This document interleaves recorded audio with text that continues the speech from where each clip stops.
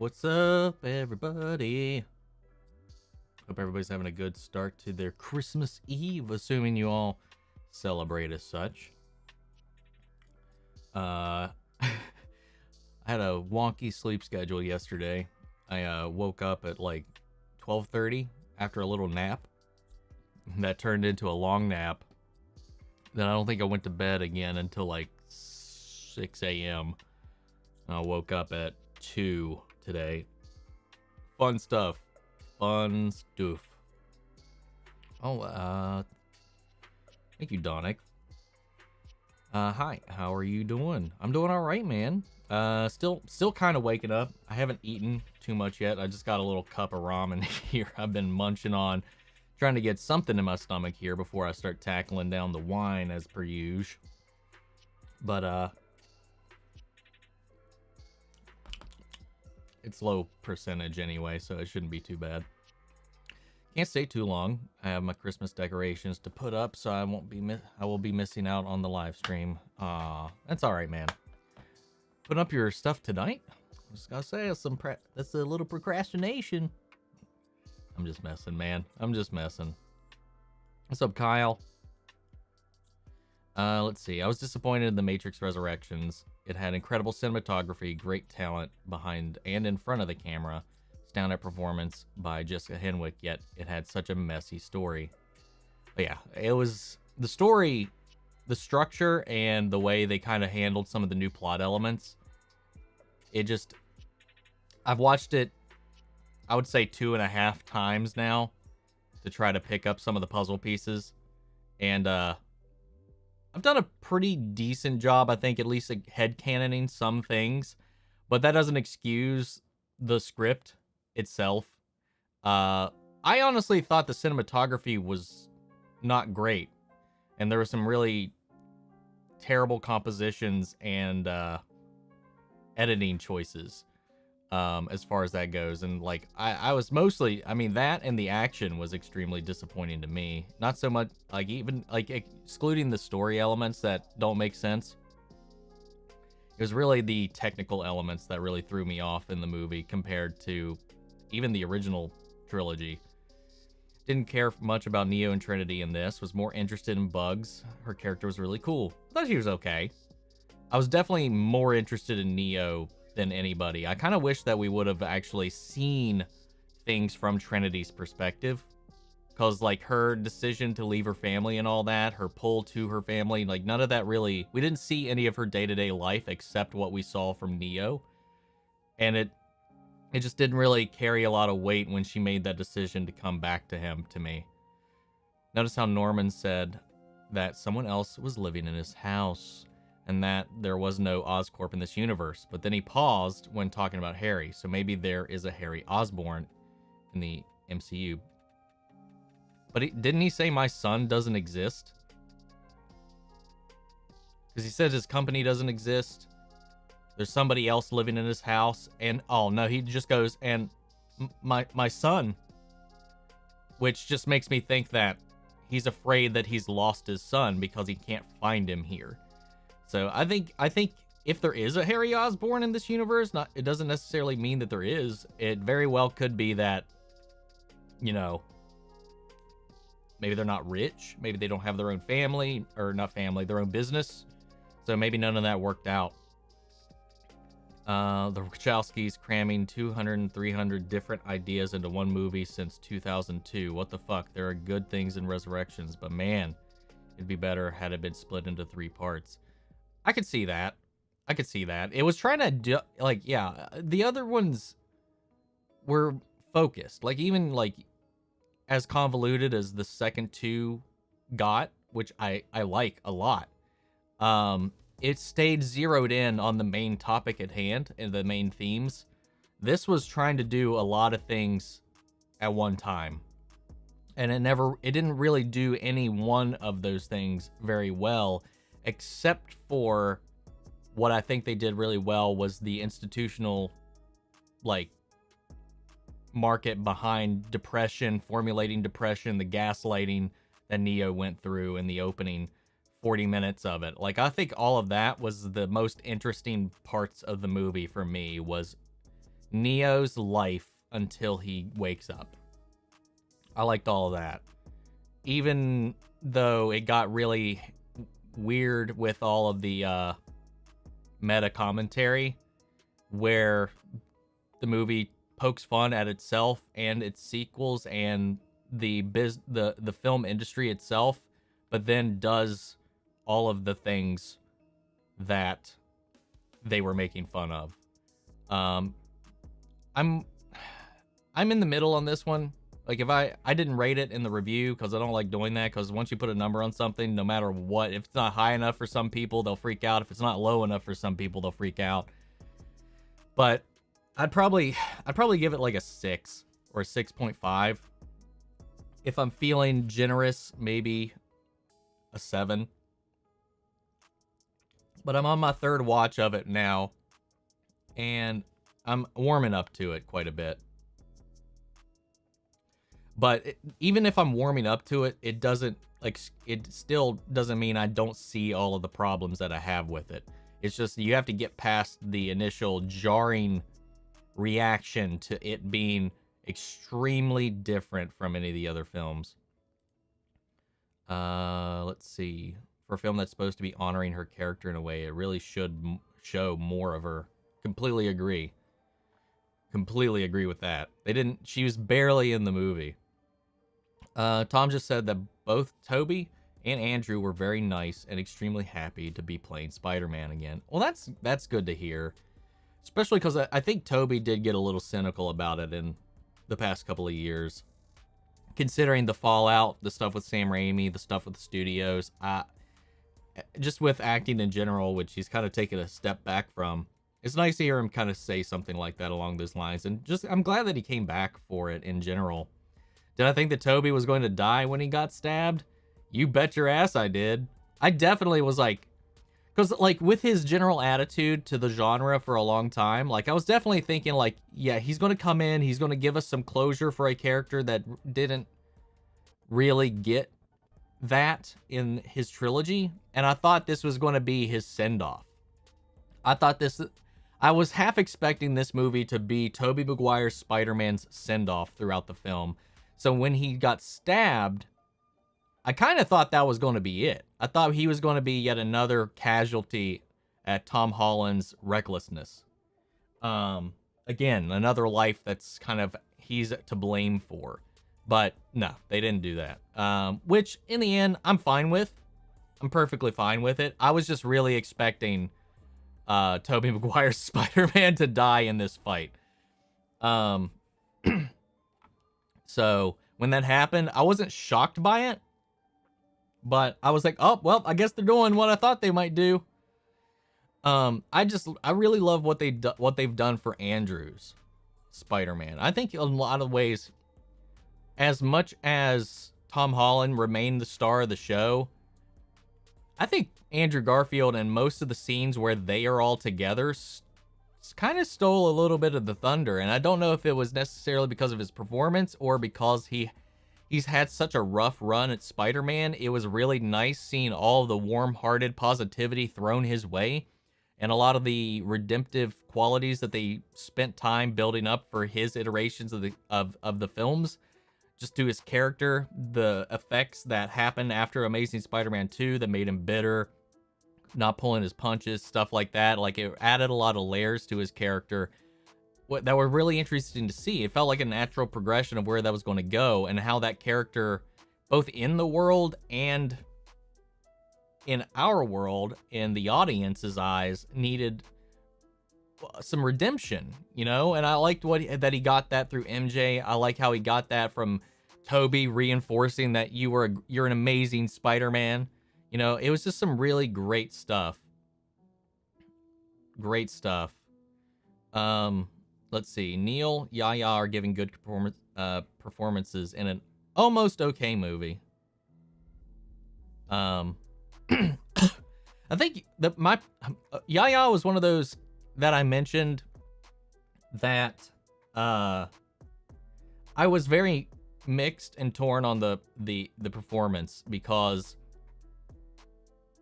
I mean, this movie's on HBO. I don't want to spoil anything. He's an amalgamation of ideas. because of his origins in this film, he's drawing from two separate sources.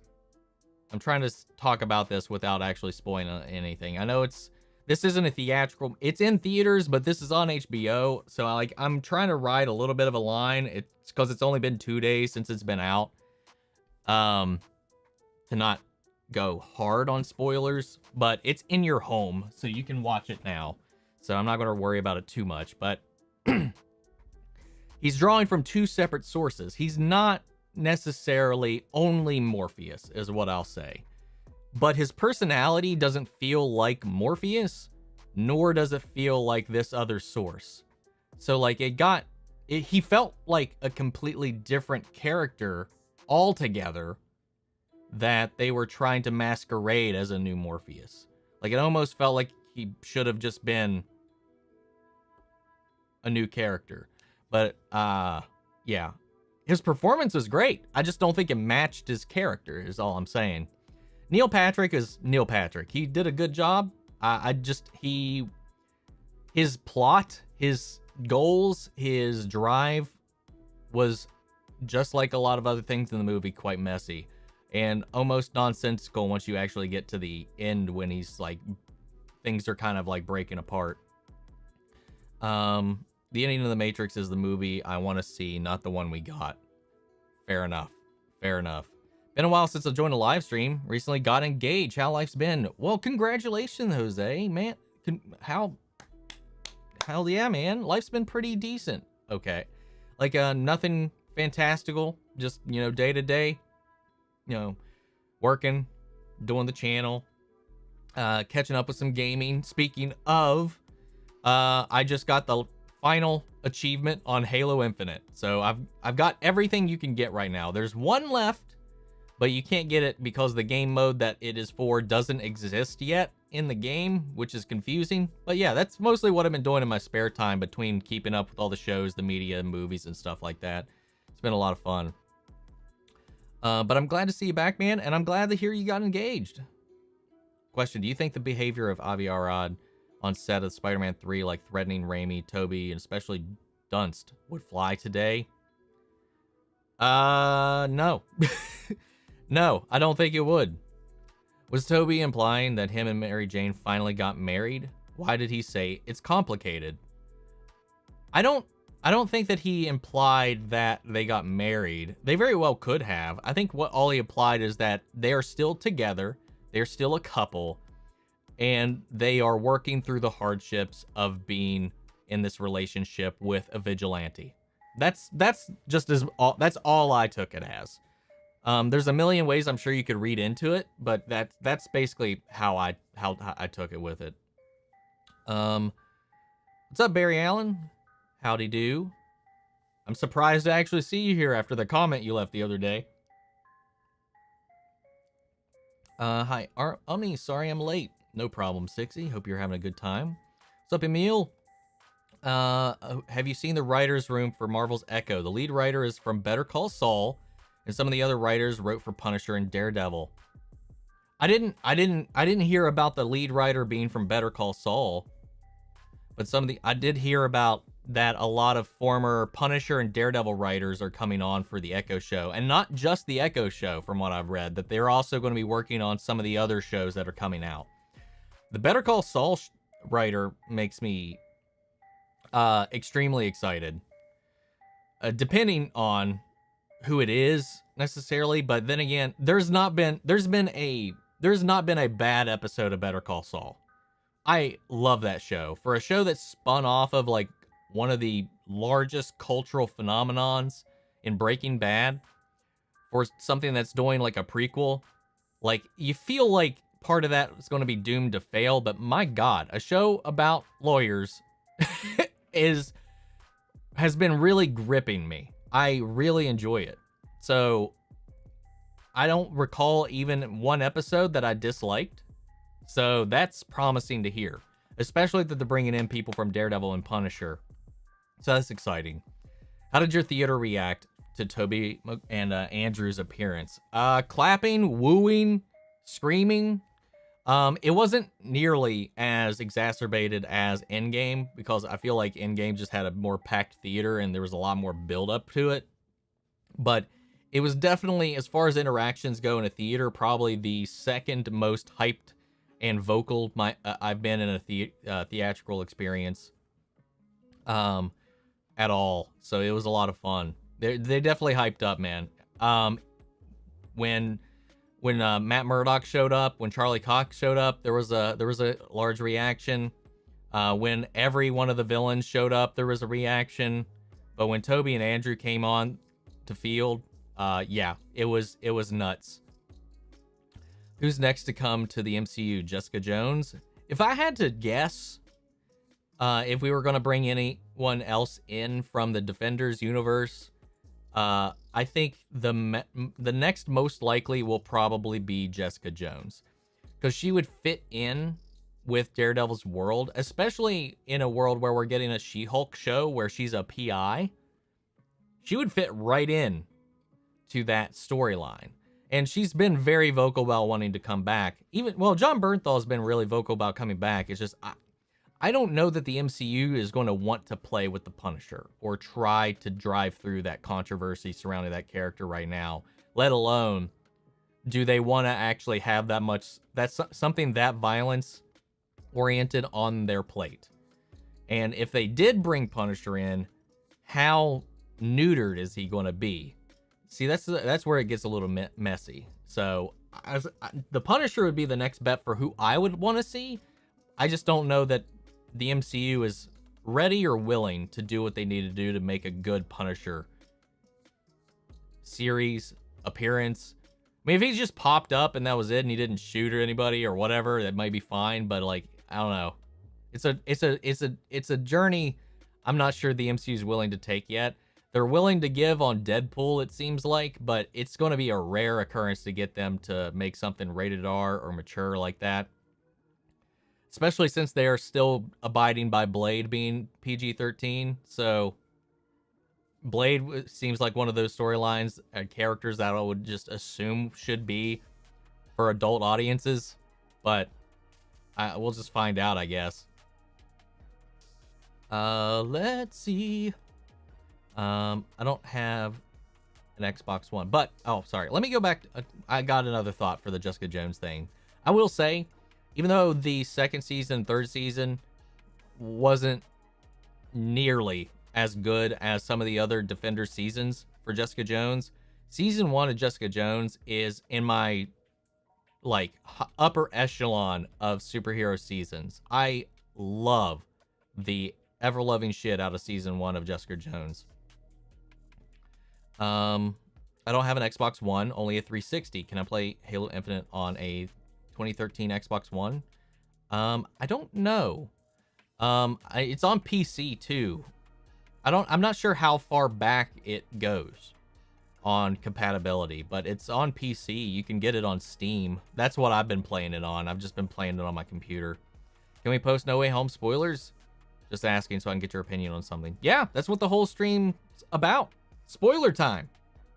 Like I said last week, we would just not talk spoilers the weekend the movie came out, and next week we'll do spoilers. So we're full go on any spoilers for Hawkeye, Spider-Man, and I'm being like somewhere in the middle on The Matrix, because The Matrix it just came out 2 days ago, but it's in your home, so you don't have to go to a theater to watch it. So I'm a little half and half. I'm not going full spoilers for The Matrix, but we're still talking some shaky stuff here as far as that goes, because I mean, we haven't really got too much else. I think the only other thing that I've watched in the last week, because Flash ended, so there's none of our recurring stuff's been going on. Obviously, Young Justice and The Witcher. I finally finished Witcher season 2. The my reaction to the finale, just I uploaded it today. Let's see. I would absolutely love for Andrew to come back in Across the Spider-Verse rather than The Amazing Spider-Man 3. I'm sorry he is good, but his universe is full of shitty ideas. Fair enough. I definitely agree with that in a way, but I'm starting to feel like Morbius and Venom might be in his universe. and that might be the direction that they go. But I would like to see him in Across the Spider-Verse. I'd like them to branch out in some different ideas like that. That'd be pretty cool. Which comment, Omni? I don't remember. There's something, I can't remember which thing it was. I liked something, and you were just like, if I like this, I'm not a fan of the channel anymore, or something like that, and whatever. I can't remember at this point. I think it, I don't think, it might have been one of the Hawkeye episodes, but I don't remember. But it's not on the channel anymore, so I'm assuming it's been deleted. I noticed the Doctor Strange 2 title font is similar to the Stranger Things font. Probably because Stranger Things are happening in the MCU strangely because of Strange. I doubt it, but that's a funny little connection to make. Did anyone notice Tom, Andrew, and Toby doing the pointy meme? Yes. Yes, I did. It was so funny. That's at least 2 Spider-Man related memes that I could remember that made it into the movie. I'm gonna pull up my notes because I took notes throughout it.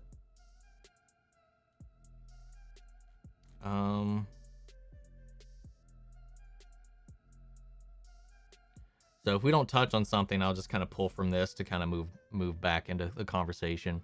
Just finished Jessica Jones season 3 and thought the show had a fitting conclusion. Yeah, I mean, it ended fine. It ended full circle. I just think season 2 and season 3 were definitely weaker than season 1, in my opinion. Because once the show felt like it lost a lot of its stakes the moment Kilgrave is out of the picture. Best villain. Next to the Kingpin. Kingpin's still my favorite villain from all of those, but right there, Kilgrave. So good. Oh, Cindy Becerra, thank you for becoming a champion, joining the leagues. Thank you. I really appreciate that. Speaking of, I still need to work on that Willow reaction for the channel, for the Patreon and the YouTube memberships. I haven't watched it. I still need to watch it. That's something I need to do either this weekend or at least before the month's out.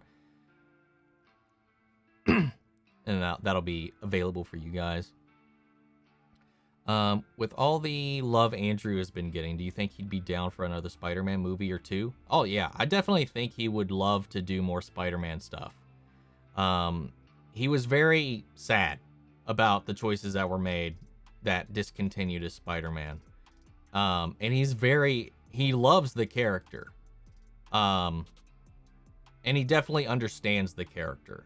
So I think he's a great fit, and I think he would definitely be down for other appearances in the future, even if it's just showing up and stuff, like some of the Sony's other projects, or just for his own full-length film. I think he would definitely be down for that. I think he'd be definitely down for that. I just saw No Way Home yesterday. Best Spider-Man movie, maybe even the best MCU movie. Like, this may beat out Endgame for me. It's definitely my favorite Spider-Man movie. And I still think Endgame just, the only reason it edges out for me, because Spider-Man is still my favorite Marvel character, period. And this is the most love that I've seen that character get outside of Spider-Verse. But this just pulled off a bigger leap for me as far as a Spider-Man story goes. But Endgame is like the culmination of like so much build and payoff that I just don't feel like anything's going to top it for me. No Way Home's the closest that I've gotten so far, and it may edge out over time, but we'll see. Have I watched Suits? It's another great law show. No, I have not. The only law show, if you can even call it that I watch is Better Call Saul. Because I generally don't really watch that sort of stuff. I mean, back in the day with my grandparents, like, I watched Matlock, but does that really count? I don't think so. Or Harvey Birdman, Attorney at Law. I've seen some episodes of that. That was funny. But yeah, I haven't seen Suits. I haven't even heard of Suits, to be honest. I want to see a Sinister Six movie. I thought that's what this was going to be, but then it turned into the Sinister Five. Somebody made the argument that Venom was the sixth member. He just didn't show up to the fight. And I was like, fair enough. But yeah, I was really expecting us to have... One minor critique that I had that I wish they would have remedied was that I wish Tom Holland had a villain in this roster.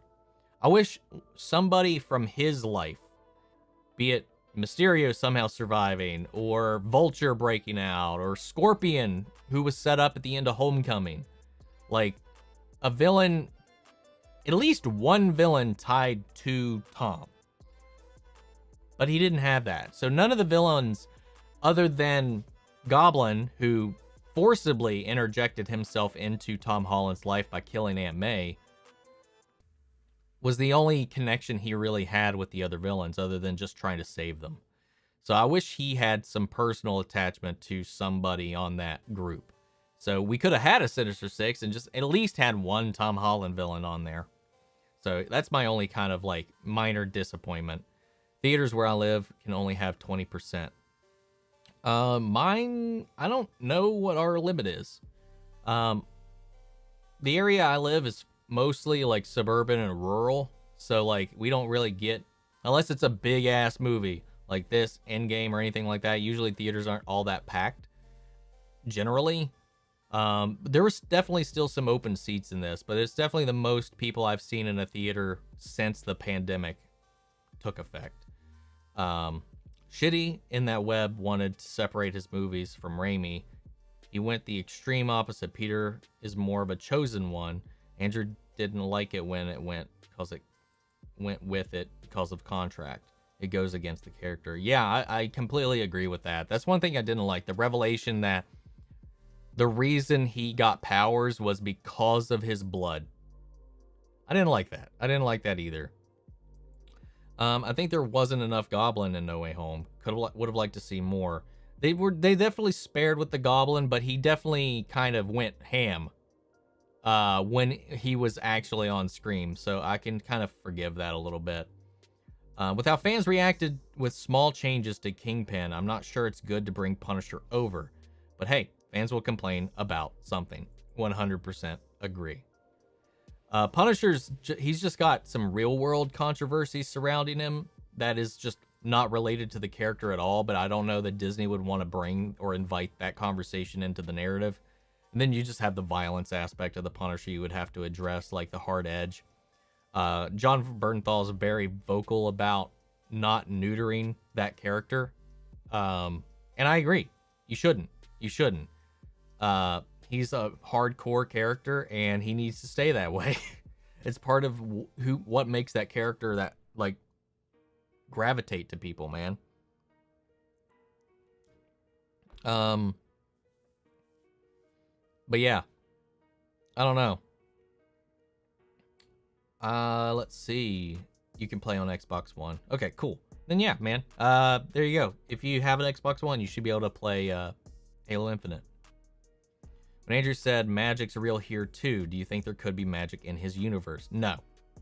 No. That is one of those things where I was like, New Rockstars, you heard that incorrectly.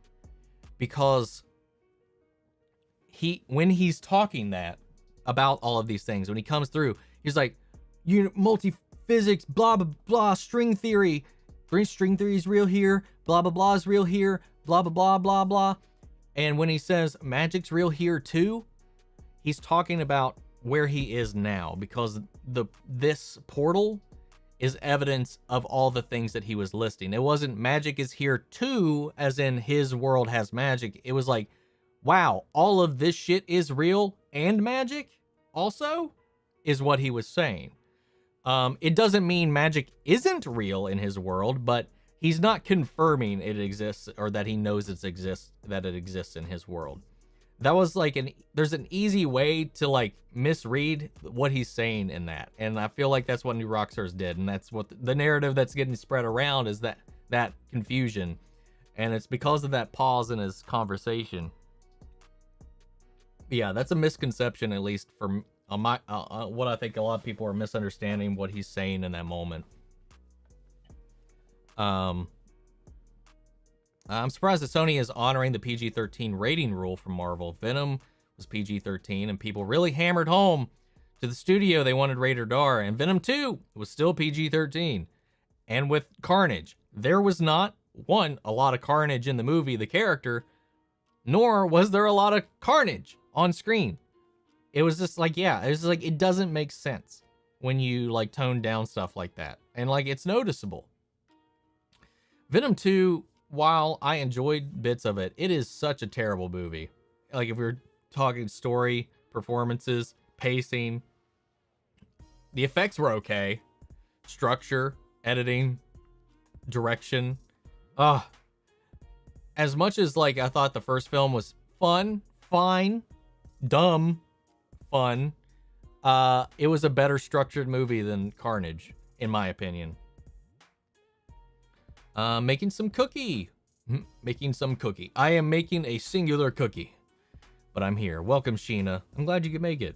What are your thoughts on The Amazing Spider-Man 2 when I first saw it? I thought it was okay.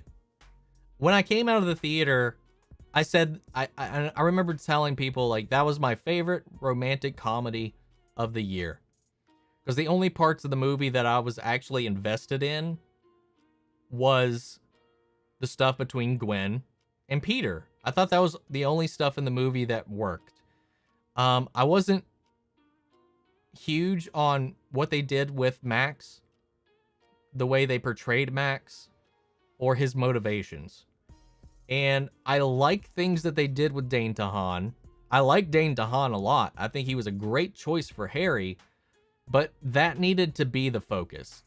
There needed to be one villain, and they needed to commit, because Harry and his relationship with Peter, based on what we know from Peter's upbringing in this world, felt very ham-fisted to put their dynamic into the movie and barely explore it. And then do that flip around at the very end of the movie. It was just too many things going on at once, and the elements that worked were rushed, and the elements that superseded everything was Gwen Stacy and Andrew's relationship. I loved that. Every bit of it. Even all the way up to, like, even the stuff that led to her death was shitty, but that moment, that scene, still hits, still lands. The entire end of the movie after that, after the fight with Goblin, was fine too. Like, the lingering on it, the choices, but it's just like, I did not like at all the Goblin stuff or Max. So it was just all of it. Except for, like I said, the romantic comedy elements of it. I was like, it didn't feel like a superhero movie in the way that it was trying to be. The superhero stuff I didn't like. The romantic stuff I did like, which is weird. That usually doesn't happen. But that was my initial thoughts on Spider-Man 2 when I walked out of the theater. And that's still where I stand on it. Hi, Merry Christmas and Happy New Year. Thank you, Jamie. Thank you. Same, right back at you. Captain ND, will I do a reaction to Return to Hogwarts? That's the plan. I plan on it. I'm going to try to... I'm definitely going to watch it. I'm more than likely going to record a reaction to it. So keep an eye out for that. That's going to be a busy week because I got Cobra Kai comes out the 31st. So I got 10 episodes of that I need to watch as quickly as I possibly can. And then New Year's Day is the Doctor Who special and Return to Hogwarts. So it's going to be a busy New Year's Day. But thankfully, I have that weekend off and the following the 3rd because I have a doctor's appointment. So half of that I'll be unconscious. But yeah, I at least have some time to catch up on some stuff. My theater, while we were waiting for Spider-Man to start, someone took out their phone and plugged in a speaker and played the 90s Spider-Man theme song. Oh, that's cool. That could have easily turned into like a dick move if somebody was like, all right, now it's time to blare spoilers. In my Why do you think the tracksuits wanted the watch in Hawkeye? Was it just a plot device used to get Clint involved in the story? Well, you didn't need the watch for that. I guess you needed the watch to keep him in the story, because you got him into the story because Kate took the Ronin outfit and brought public attention to the Ronin returning. That's what got him into it, and then he found out about the watch. It's just we never learned why they wanted the watch. I don't know. I have no ideas or thoughts or speculations on why they needed the watch. First, there was some dialogue that hinted that Laura was connected to Kingpin, so maybe while she was an agent, she was investigating him. Maybe things didn't go smoothly. Maybe she's in witness protection because they're off the grid, off the paperworks now. That maybe things went sideways and her identity got revealed, and maybe something in that watch could link back to where they are now and lure them to their family. I don't know. That's the closest I can get as far as a rationalization for that. But I feel like that's probably one of those things where it just maybe got left on the cutting room floor, possibly. I don't know. In my theater, people cheered when Andrew came, cried, and screamed so loud I almost went deaf when Toby came. Damn, man, that's intense. Though to be fair, they're starting to allow a lot more violence in a PG-13 rating. Venom 2 was PG-13, but they straight ripped a dude in half and showed it. Did they? I don't remember anybody getting ripped in half. Just want to say Merry Christmas and Happy Holidays. Watching your reaction videos and being part of this community has been one of the highlights of this year. Oh. And I can't wait for Superman and Lois Season 2. Me too, man. I cannot wait for Superman and Lois Season 2. And Merry Christmas and Happy Holidays to you too. I'm glad my channel does some good for some people. When Doctor Strange cast the spell and sent everybody back to their respective universes, does that mean they are cured? One of our problems regarding No Way Home is Peter may have done all of this. Not sure what you mean. I mean, that's the idea. And all of them, that would in turn create branched timelines, because they changed those timelines. So Toby and Andrew would go back to their respective timelines with nothing changed, but these variants would go back and create new branches, except for Doc Ock, because he will go back and do exactly what he did in the film and sacrifice himself. So, I mean, he dies regardless, sadly. When Andrew Spider-Man is the definition of I was trash back then, but now I'm back. They want me. I don't think he was ever the problem. I wasn't a huge fan of his Peter Parker, but I liked what he did with Spider-Man. But I don't think anybody really hated Andrew. It's not like this is a Hayden Christensen situation. I don't think Andrew was ever anybody's problem. It was really yeah, there was critiques of Andrew, obviously, because he was too cute, too handsome, too cool to be Peter. A lot of people said. There's a lot of things even I said in The Amazing Spider-Man was the only downsides I had to Peter. I really liked how he brought Spider-Man to life. He just had shit stories. His stories were not great. That's it. I don't think the problem was Andrew though. But Andrew got a lot of the fallback from that, from the studio decisions and from the fans, because you know how some fans are. For whatever reason, when they have a problem with something, even if it has nothing to do with this person, they go after the actors. And he probably had a lot of that going on, which is another reason why I'm really happy and excited to see things kind of turn around for people like Andrew Garfield and Hayden Christensen, who's getting a lot of Star Wars love here, and he's coming back for a couple different projects, which is fun. What are the chances we'll see the MCU's Harry Osborn in the next Spider-Man film? I would say minimal. I'm still going to hedge my bets that this universe doesn't have a Harry Osborn. But if they do, there's no Oscorp, so he's probably not rich. or something like that. It'd be a very different thing.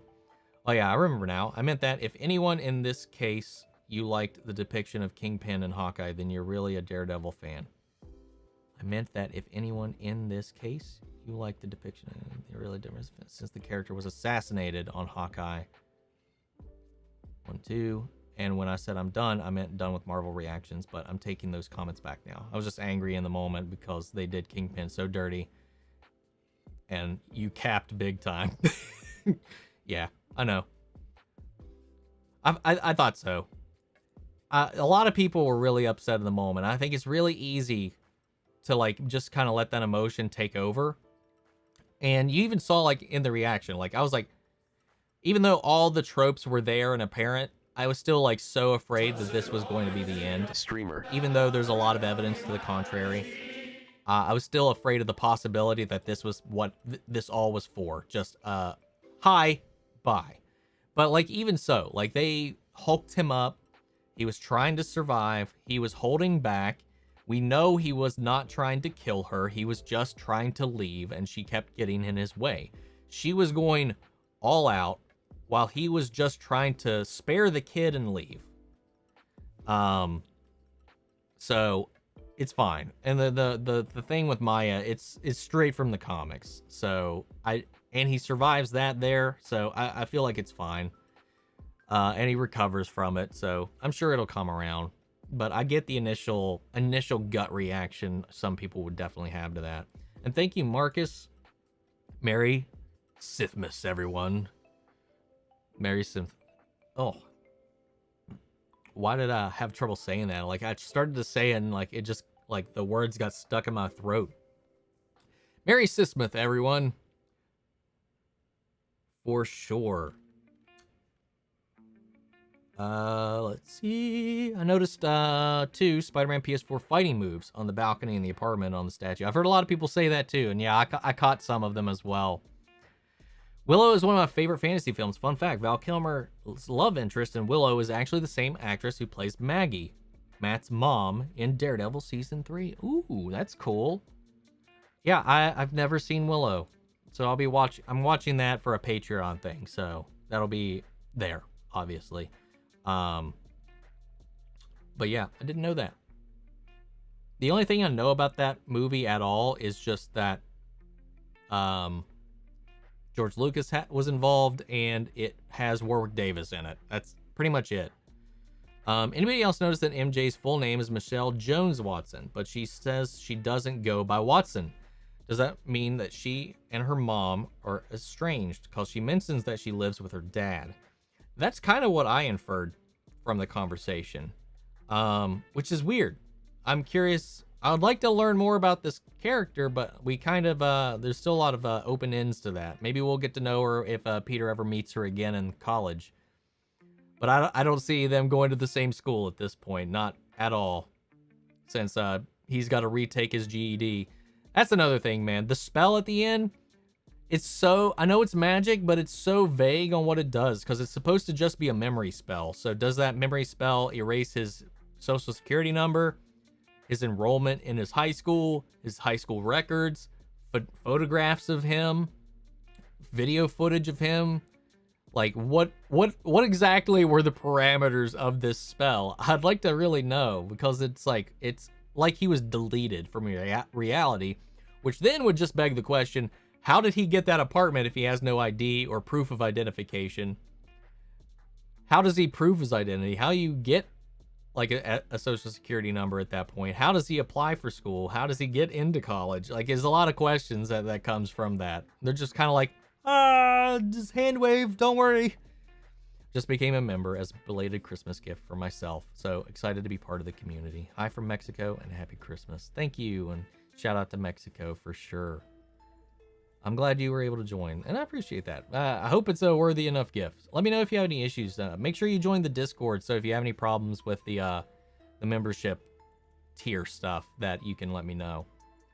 Or at least, socials, hit me up there, because I know sometimes links break, sometimes stuff like that, and I just want to make sure it works for everybody. Kate Bishop to Clint about his new suit on Hawkeye. How about a black suit and a mask with a hood? Arrowverse Green Arrow suits but black. Is the Arrowverse canon to be the MCU, or do those shows exist?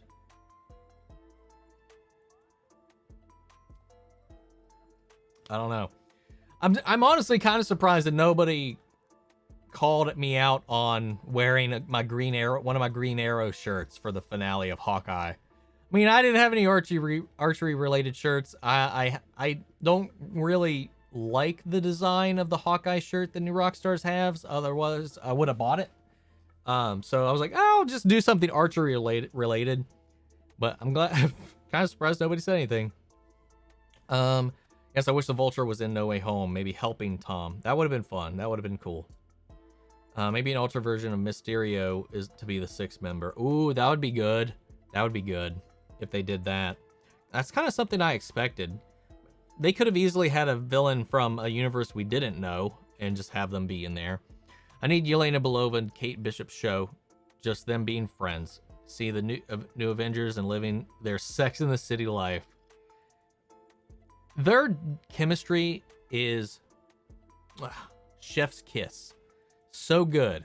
Florence Pugh is just the best actress in anything these days. Like, and I've been a hardcore stan of hers since I first saw her in Midsummer, man.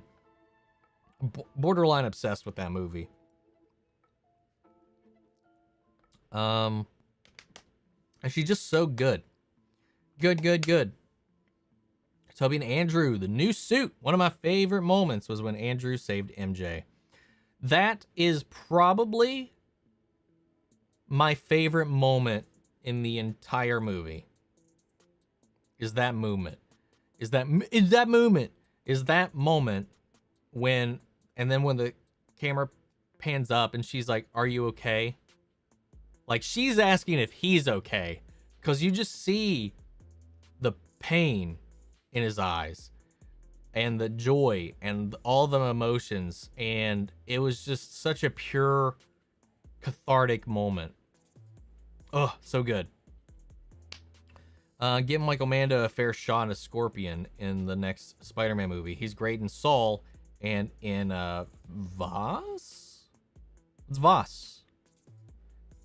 As great in Saul and as Voss. I'm not sure. I don't know what the second reference is, but yeah, he's great in Better Call Saul. He's one of my favorite characters in Better Call Saul. You know, so I was always like, oh, when I saw him as the Scorpion, I was like, oh shit, Nacho. Yes. Oh, he's so good, man. Old school Adult Swim was so dope. Harvey Birdman, Big Aqua Teen Hunger Force. Hi, cat. Sit on your perch. Let's see. It didn't seem like there was a limit. Didn't seem like there was a limit. What are you talking about? Hun, what are you talking about? No Way Home had a sad but perfect ending for this trilogy. You think MJ and Ned will and should return? I don't know. I'm mixed on it. Maybe he meets her in college, in her college years later, and they reconnect in a classic kind of way, like from the comics. Or do we move away from them altogether? I don't know. I kind of would like to see them move on to something completely different, to be honest. You know, have him be alone and then maybe find a new life. I don't know. I really don't know. I'm very mixed on how I love ending. I love how tragic it is. It's very Peter Parker. It's very Spider-Man. But like, I don't know what I want as far as, should we keep them separated or eventually build to them reuniting or not? I don't know. I really don't know how I feel. Y'all just gonna stand there and pretend I'm not butt-ass naked in front. It was my favorite line, as well as Sandman saying, I am. Funniest line in the movie. I like that moment too. How did Clint survive falling out of a tree and falling onto ice? The Hawkeye finale was absurd. I mean, he tucked and rolled, and two, the tree didn't fall that far. The tree is going to cushion a lot of that fall because there's a lot of points of impact when it hits. So you got the bottom hitting first, and it's going to reduce a lot of the friction, the impact. I'm sure he definitely got some bruises. But yeah, I mean, I don't think that's absurd for him to be fine with that at all. That's the least absurd thing that happened in the show to me, was him falling out of the tree. Like, I feel like that's easily survivable. At worst, maybe a broken bone or a dislocated shoulder if he didn't land right. But this is Hawkeye, man. He jumps off buildings, tucks and rolls parkours, so I'm sure he knows exactly the right way to fall. But yeah, it's not like he would have hit the ice and just splattered or anything. Had a theory about MJ and Ned appearing in Ironheart series, or Ironheart maybe being in a post-credit scene for the next one or something. Well, we know she's going to be in Black Panther 2, assuming that ever comes out. So I'm not sure where she's going to appear first, because her first appearance was supposed to be in Black Panther, but that keeps getting pushed back because of production problems, as a vague way to put it. We'll just have to wait and see. But yeah, there's definitely the chance that they could interact. But I almost feel like we're saying, along with Peter, we might be saying goodbye to those characters. I don't know. Can't wait for the new season of Cobra Kai. I wonder if Hilary Swank gets teased. I'm willing to bet that she will be in season 5 or 6. I really, really want Hilary Swank to show up in this, because that's the last. Daniel needs to meet Miyagi's only other student to come full circle with everything. And I really hope that they bring her in. You should do a room tour, because the background is cool as fuck. I've thought about it. I just don't have a good way to do it as of yet. And obviously, I don't want to show the whole room, because pretty much everything out of the camera frame is a hot mess. I think this movie was perfect to introduce Martin Lee and Mr. Negative. You could have had him in the... Oh, to introduce him. For a second, I thought you were saying they did introduce him. You could have had him in Feast scenes, since he founded Feast in the comics. That is true. They could have set that up. That would have been fun.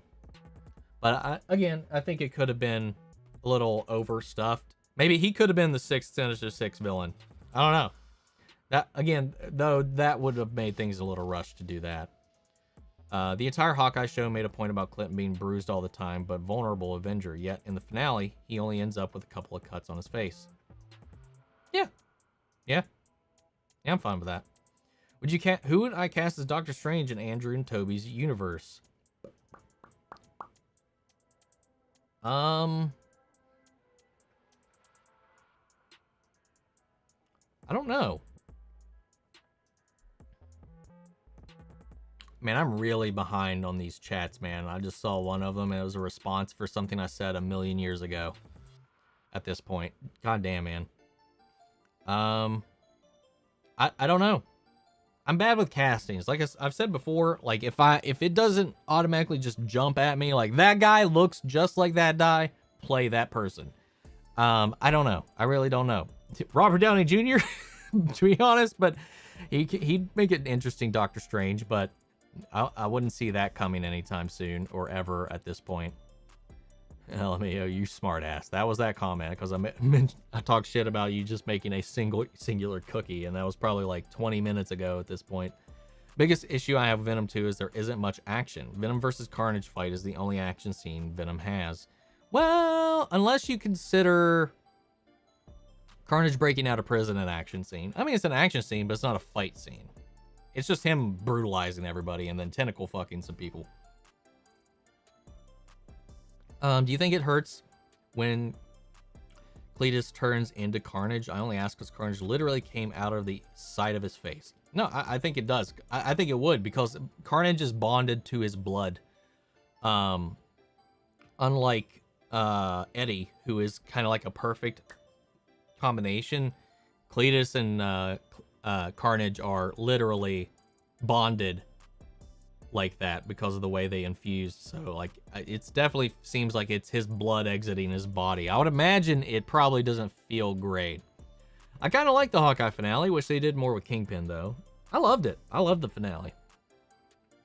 Love it even more now that I'm less afraid of Kingpin being permanently gone. Defoe and No Helm was so good. Yeah, Him, I think as far as returning villains, definitely Otto, Osborn, and Electro, I think, got the most love. Just like with Andrew Garfield, Jamie Foxx's Electro, they put a lot of effort in to trying to redeem that character. So like, I loved what they did with it, but Defoe just steals the show, as he typically does. So would you love a Yelena and Kate Bishop show after the Hawkeye finale? Hell yeah, I would. What would be the craziest cameo in Multiverse of Madness? Hugh Jackman. Wesley Snipes' Blade. Chris Evans as the Human Torch. Just spitballing. Ben Affleck as Daredevil. Merry Christmas, family. Merry Christmas, Extreme. You ever going to do anime reactions? Dude, with all the shit that just happened last week, and the stuff that's happened with Blind Wave almost losing their channel and the normies and stuff, I'm so afraid to touch anime at all. Because there's just, as far as copyright restrictions with Japanese produced stuff, it's purely in their hands, and they can doom your channel on a whim, just if they feel like it. And there's no protections for us here. So like, I'm so afraid to do it. Like, the finale of Attack on Titan comes out in January, and I really would like to cover it, but I'm probably just going to watch it on my spare time. A friend played the 90s Spider-Man theme in theaters as well while people were waiting for the movie to start. That's so funny, man. Okay, I just looked up on the wiki. She goes by Jones because it's her mom's name, and she and her dad were estranged for a while pre-snap, but after the snap, she came back. She and her father reconnected. Where did we learn that? If it's on the wiki, where did that come from? Because it's definitely not. I don't remember it ever coming up in the films at all. If you're best friends with Andrew Garfield, Spider-Man and a spider that looked like one from the Spider-Verse crawled onto your arm and just sat there, what would you do? I would not move until it bit me. I would let it. I might even make it bite me. Poke its little head into my hand. I was like, bite me, motherfucker.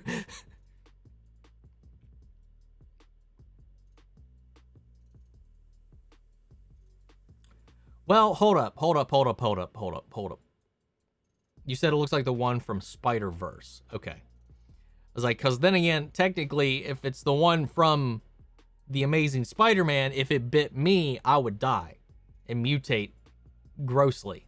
Because it only works for Peter Parker's blood. Because he's got Parker blood. They released photos of Season 2, Episode 1. So, soldiers in combat uniform with the House of L insignia. You think U.S. government used X-Kryptonite to create super soldiers and wants Clark to endorse them? Oh, that's haunting. Probably. That's scary, man. That's some scary shit. I'm looking forward to it, though, man. I'm excited for Boba Fett. Hell is yes! This Tuesday, well, Wednesday. No Way Home is close to my #1 favorite comic book movie. It's definitely up there for me. It's such a hard decision to make. If Amazing Spider-Man 3 is green-lighted and Mark Webb didn't return, who would you want to direct? Or if Webb returned, would you be happy, hollow, or pissed he is returning?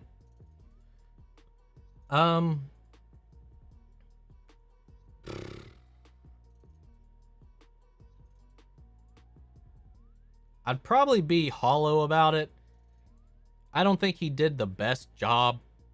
But then again, like I said, it was the writing in the studio that I think messed up those movies the most. I don't know how much of it was him. So I don't know. Whoever made the decision to force shit together and who wanted to start bringing people back from the dead through cloning and crazy stupid stuff, whoever's ideas that was, should just not come back to Spider-Man. Tom Welling, in interviews with Rosenbaum, said he'd definitely be down to playing Clark in the super suit. Yeah, he's definitely changed his tune. which is surprising. He also said he would love to be the Robert Pattinson Batman's Superman if he had the opportunity. What's my favorite Christmas movie? That's a tough one. I don't typically get that festive most of the time, but probably now I'm just trying to think of Christmas movies that I've seen. Probably Home Alone. Probably the first Home Alone. I had an idea since the MCU kind of gave Parker a version of. Would you sit back? Of Genki as his friend. Why not give Harry and Gwen to Miles as his best friends? Oh, I see what you're saying. I mean, they could. Main question here is Die Hard a Christmas movie? Yes? No? Maybe so? You'll find out my thoughts tomorrow morning when my reaction to Die Hard goes live. I think I got it scheduled to post at 8 a.m. tomorrow morning Eastern. Starting off the year wanting a Jimmy Woo and Darcy show, ending the year wanting a Yelena and Kate show. We just need more shows. Come on. Yeah, man, I would love a Jimmy Woo and Darcy show. That would be fun. Just a la X-Files. Give me an X-Files show set in the MCU with Darcy and Jimmy. Please. Merry Christmas. Lots of love from India. Love right back at you, man. And Merry Christmas. It's New York. Just need cash in the shady areas. Just need cash in the shady areas. What was that? What was that in response to? Think Beyond. Are Holland and Zendaya dating? Yes. I don't care about celebrity personal life and don't know. Yes, they are. Yeah, but they've been pretty open about it here in the last few months. Yeah, they're quite expressive about their feelings here lately, though. They're very open about it. Yeah, a lot of us just got angry as hell after watching the Hawkeye. Should have respected your opinion instead of giving you shit for liking it. I don't know. Sorry for that. Hawkeye still 2 out of 10 though. Come on, really? 2 out of 10. 2 out of 10. 2 out of 10. That's a little ridiculous, my guy. Did Kate ever wear the new suit? Yeah, she did at the end. When she peeled off when she was fighting Yelena in the elevator. Technically, Peter Parker is an orphan. His guardian died, and he has no family that knows or remembers him, so he is truly alone. That's the saddest thing. Like, I can't think of an iteration of Peter Parker in the comics or otherwise that is as alone as this Peter. Which is sad. 99% sure Kingpin is blind now. I didn't see a body, so... And it's following the storyline from the comics it's based on that they're referencing as well. That whole scene was pretty much a pure homage to something that happened similarly in the comics where Maya learns the truth about Kingpin, confronts him, and shoots him. He survives, but he's temporarily blinded by it. So hopefully he comes back. Hey man, what's poppin'? And Merry Christmas. Merry Christmas, SSF. We're just doing this. Drinking wine. Letting my noodles go cold. Talking about Spider-Man, Matrix, and Hawkeye. Xbox or PlayStation? I like both. I was always a PlayStation preferential growing up. I only really cared for Xbox for shooters. But these days, I play pretty much exclusively on PC unless there's an exclusive that is system specific that I will get. Which by definition at this point, Cat, you keep trying, but I want you to just stay right there.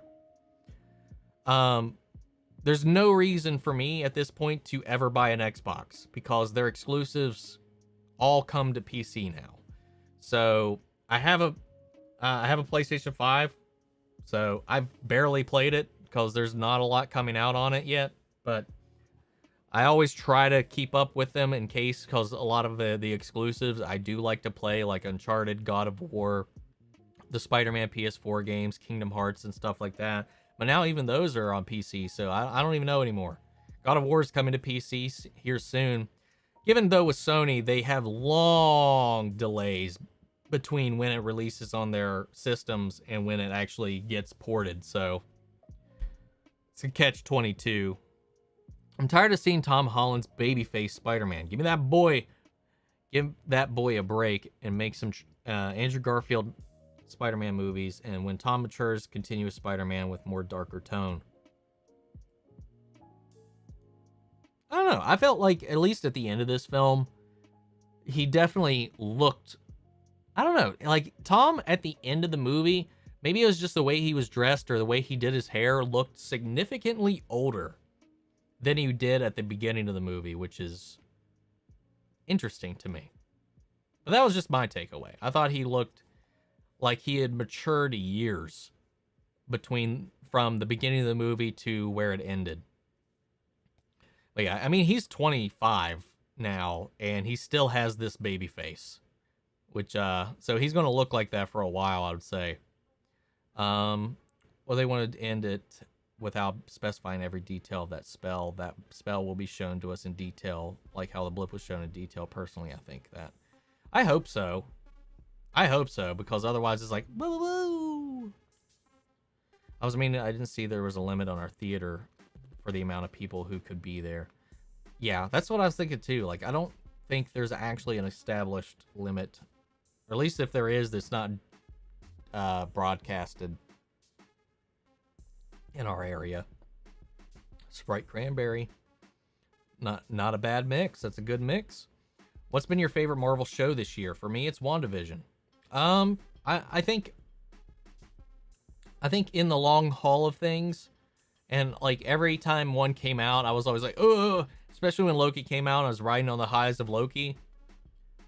It's still WandaVision. WandaVision, I think, is still my favorite MCU show that's come out this year. More than What If, more than Loki, definitely more than Falcon and the Winter Soldier. And Hawkeye is probably my second favorite, to be real. The Avengers, that's great. What's that? Is that a band? Are you in a band? Oh my god, the moment when he's trying to explain who the Avengers are, that he knows how to be in a team, and when fucking Toby is just like, how is this helping? I fucking lost my shit, dude. Oh, it was so fucking hilarious. And when they were trying to figure out who was Spider-Man when Toby was like, I thought I was Spider-Man 1. I was like, I'm Spider-Man 1. And he's like, I thought I was Spider-Man 1. I guess I'm Spider-Man 2. And then he's like, no, I'll be Spider-Man 1. You be Spider-Man 2. And he points to Andrew and he tells him to be Spider-Man 3. And he's just like, fuck it, I'm Spider-Man 3. And he's just like, fuck you guys. I'll be dead last. Oh, I love it. Why is he Spider-Man 1? Or why is he Spider-Man 2? Oh, it was so good. Their back and forth, their banter was so good.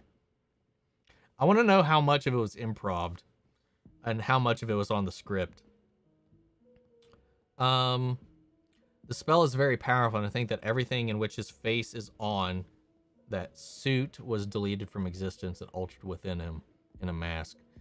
Possibly. More than likely. But I just wish it would have been explained. Superman Lois, season 2, episode 1. Lives on the edge of everybody because I'm Natalie. Clark will help, but according to the TV line, we will find out the end of the new episode. According to them, we'll find out at the end of the episode. Hope couple problems is dealt with in episode 1. I'm not reading into any of this stuff, so if you can, I don't want to hear anything about season 2. So try not to talk about it because I want to know nothing going into it. My favorite Florence Pugh movie, Little Women, and my favorite performance of hers, Little Drummer Girl TV series with Michael Shannon and Alexander Skarsgård. I never actually saw Little Women. I fucking fell in love with her performance in Midsommar, man. If you haven't seen Midsommar, woo, it's a weird fucking movie, but it's so good. Why think Laura Burton is Mockingbird? Yeah, because her watch. It's her watch. We've learned that for sure, even though it was widely hinted at the entire season that it was hers. And it has the Shield logo and the number 19 on it, and Mockingbird is Agent 19. So, I mean, I feel like that's what they're saying. Maybe she was the original. I don't know. Again, it just it doesn't completely make Agents of Shield non-canon, but just means that she was a Mockingbird. But it definitely, I don't know. It's definitely interesting. Again, man, these Agents of Shield fans, I do feel bad, but they go hard. They go so hard, and it's just the harder they go. Sometimes the more I want to see it not be canon, just because I think it might be funny. You think they'll give him a? Remember, people were bullying Thor for not going for the head. I do. Well, back then, my school people were bullying Spider-Man for not catching Gwen, and I maybe kind of partook in the bullying. I mean, I get it. I do. But I knew that was going to happen. I mean, it's in the comics. It's almost exactly how Peter kills her in the comics. Not verbatim, not the same location, but the same way. So, it is a formative part of most traditional Peter Parker stories, is the death of Gwen Stacy. So, I wasn't surprised by it, but I guess in the cultural zeitgeist of things, that would be one of those things. I was also one of those things where everybody was bullying Chris Pratt for probably the least thing you should bully Chris Pratt for. When everybody was just shitting on him because Star-Lord woke Thanos up before they could get the gauntlet off.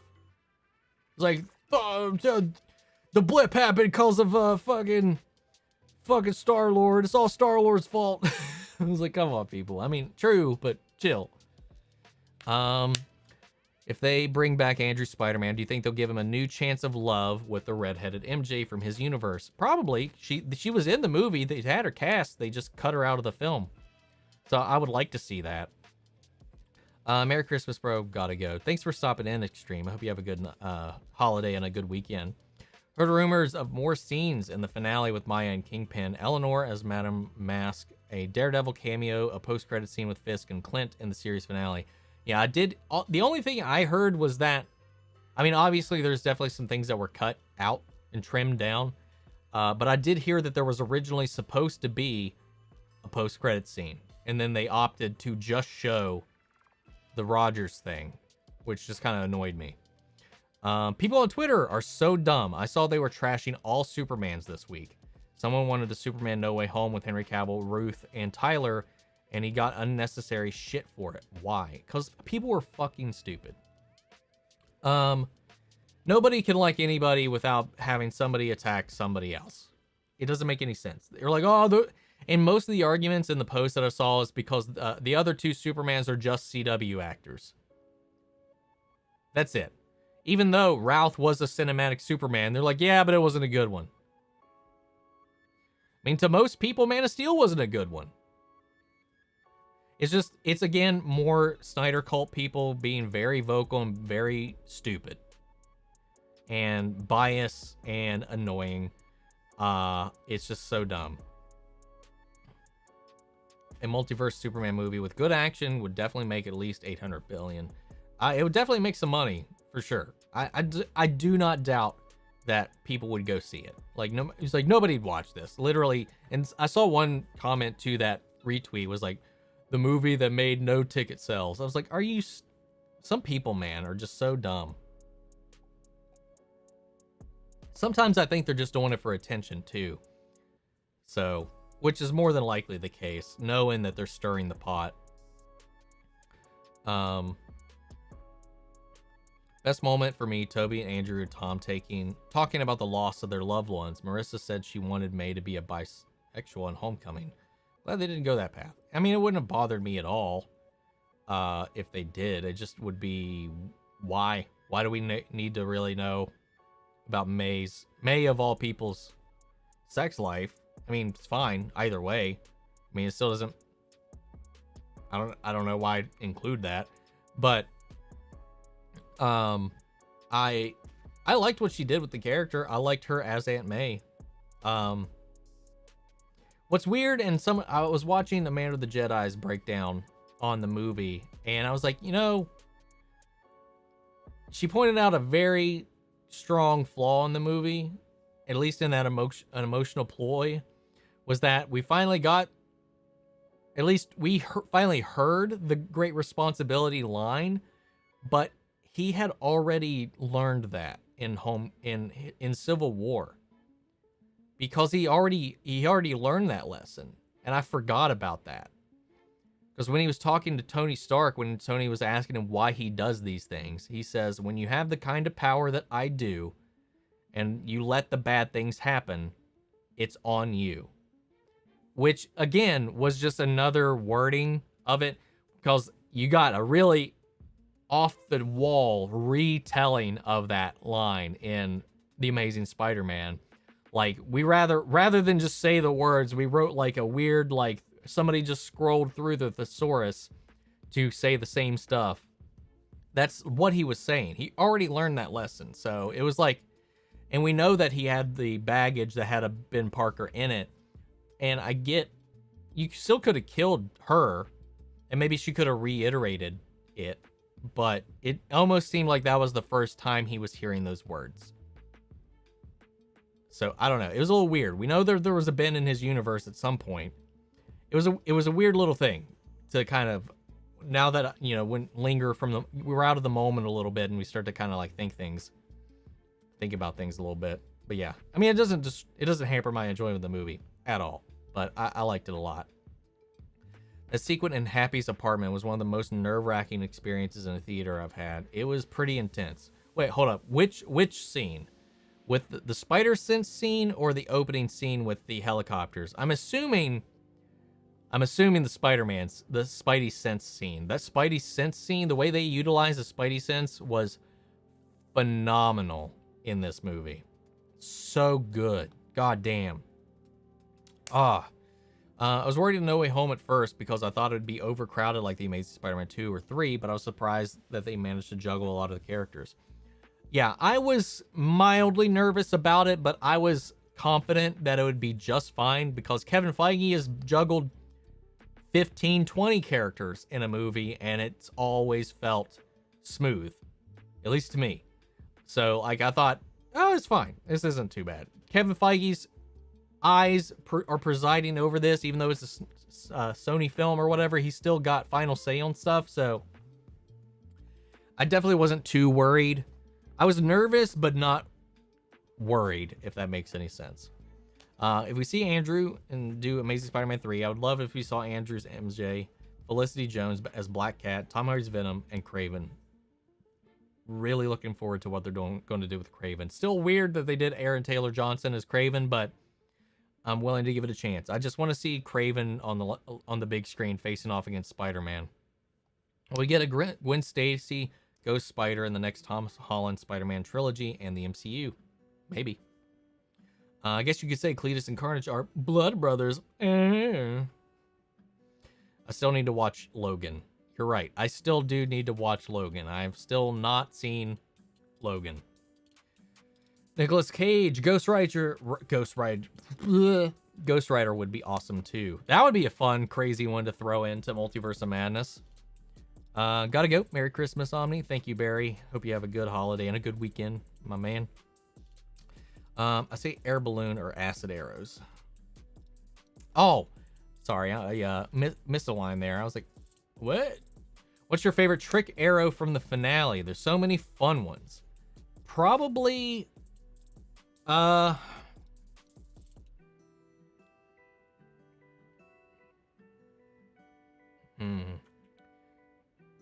was a lot of good ones.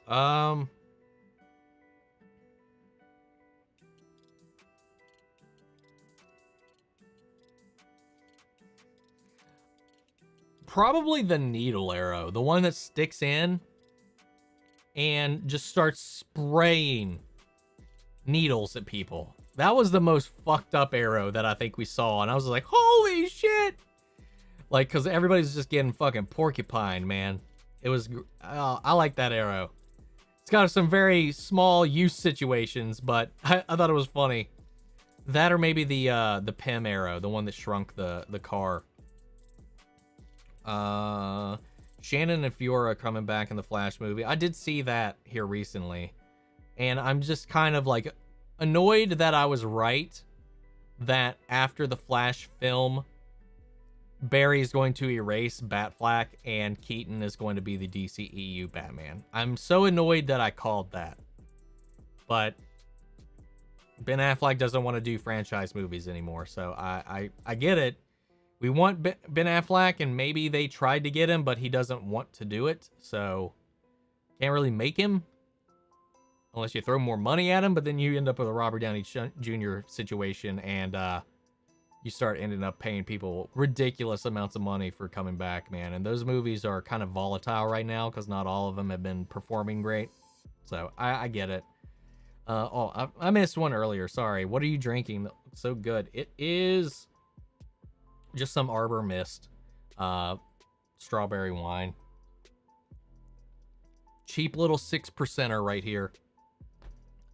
The stuff I usually drink, I forgot to actually chill, so it's just lukewarm, and I didn't want to drink lukewarm wine throughout the stream. Also, I hadn't eaten except maybe a few bites of this, so I didn't want to like get fucked up too far into the stream either.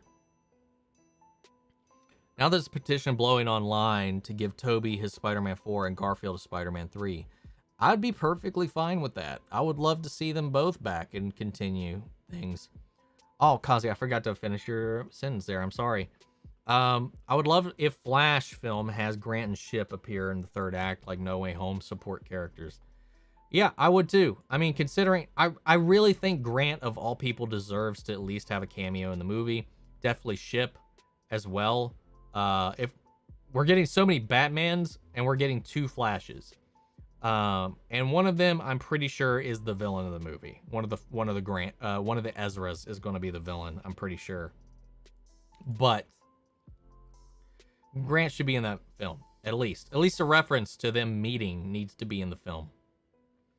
Kitty Cat, not an official universe stuff, but it's apparently been mentioned in interviews and production notes from Spider-Man Homecoming. Oh, okay. About the Mary Jane stuff. That just shows, like, again, how far behind I am. But I'm catching up. I'm catching up.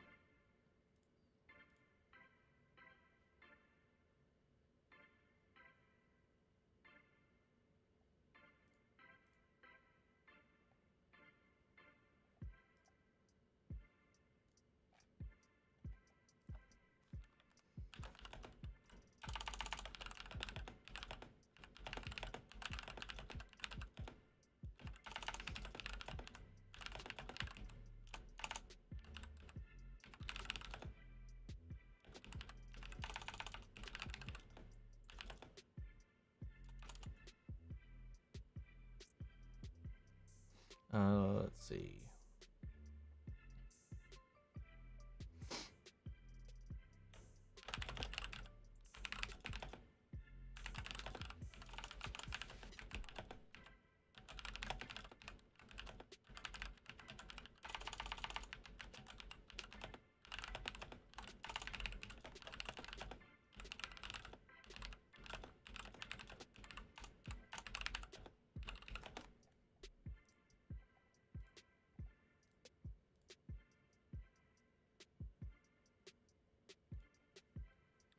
Let's see. Just people misreading interviews to hear what they want to hear. Sorry, just seeing somebody like saying that it's confirmed that Vincent D'Onofrio and Charlie Cox's iterations of the characters are in fact the versions from the Netflix show. And they're referring to the interviews that just came out from Vincent D'Onofrio yesterday. And in no way, shape, or form does it say that. And Charlie Cox's, I even cited it from an interview with him. A lot of time's passed, so God knows if anything can come for us in the future. I really don't know. Obviously, if something were to happen, that would be thrilling. But because enough time has passed, I would imagine it would have to be a kind of reimagining. Assuming that they choose to use us, it would be an interesting scenario because it would be a reimagining, but with the same foundation. So I don't know what it would look like. Which is what I've been saying like the whole time. It's like they've said that more than likely, if we see these characters again, because of the disconnection, the gap in time, we'll see some changes to these characters. Obviously, the Netflix shows were written to try to connect to the MCU, but there are some things that they can't connect.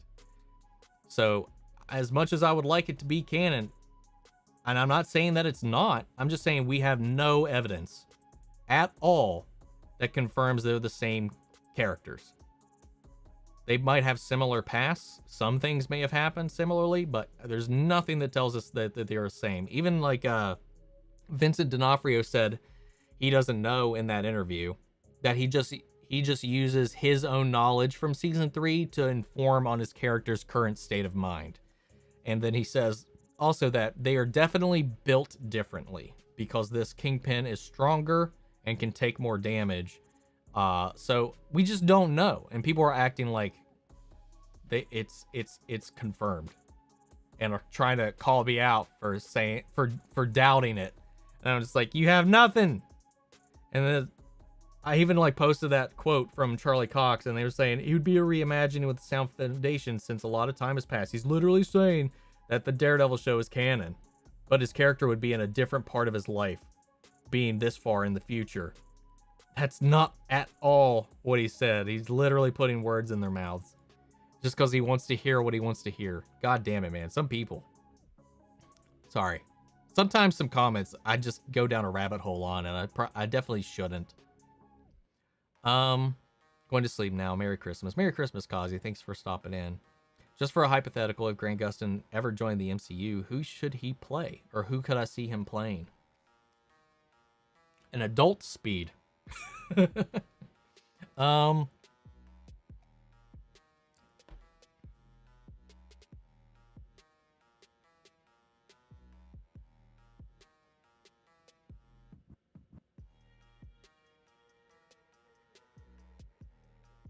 I don't know. If I had to pick anybody else, I'm not too sure. Let's see. But probably, I mean, I'd be typecasting him, but as Speed, but that'd be where I would probably lean with it. Or, maybe Cyclops. I could see him as Cyclops. That'd be fun. Maybe you'd actually make him like an interesting character. Then again, the writing is always what's hurt him the most. For me, No Way Home and Halo Infinite are examples of fan service done right. I can agree with that. Definitely No Way Home. Remember when Scarlet Witch was mentioned in Days of Futures Past and she was in the house playing with her younger sister while Peter was in the basement? Yep, I remember that. So if no one remembers Peter Parker and he is truly alone, the next movie will be called Spider-Man Home Alone? Oh my God, that'd be great. Cindy, you're a genius. Hey, just stopping by. What's up, mercenary? What if Doctor Strange 1978 actor Peter Hooton showed up in Multiverse of Madness as a variant of Doctor Strange? Oh, that'd be cool. I forgot about that. I forgot there was that old 70s Doctor Strange film. I always forget that there was Marvel stuff pre-90s. As the hand with the chaos energy. That'd be cool. Or Wanda Maximoff showing up in the film. Poppy really wants my attention right now. Well, now she's finally asleep. What's up, Andy? Just stopping by to wish you and all your viewers a Merry Christmas and Happy New Year. Thank you, Andy. I hope you have the same and a safe weekend for sure. They released the Hawkeye score today on streaming. What's your ranking on scores from the MCU TV shows? I would put Loki top.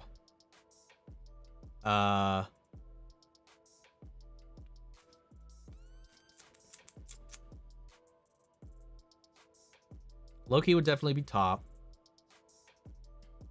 for me. Hawkeye, Falcon, Wanda. Wanda, I mean, I thought the score itself was kind of mostly forgettable. It was just a lot of those show tunes and intros that really kind of lingered for a while for me. So that'd be my ranking if we're just talking the scores.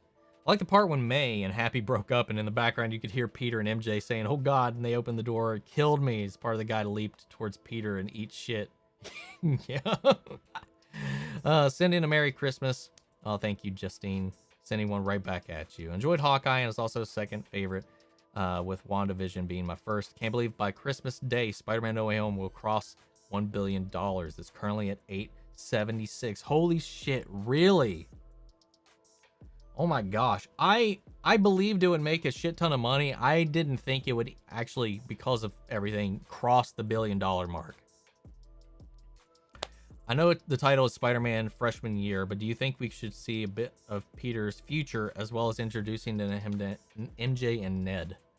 I really don't think we'll see much of his future. I think it'll just be about the past. Nicolas Cage, Ghost Rider meets Nicolas Cage, Spider-Man Noir. Oh, that would be funny. Meets his Superman as well. Imagine in Across the Spider-Verse, Spider-Man Noir is in the Hexa portal, and he says it's like his head's on fire.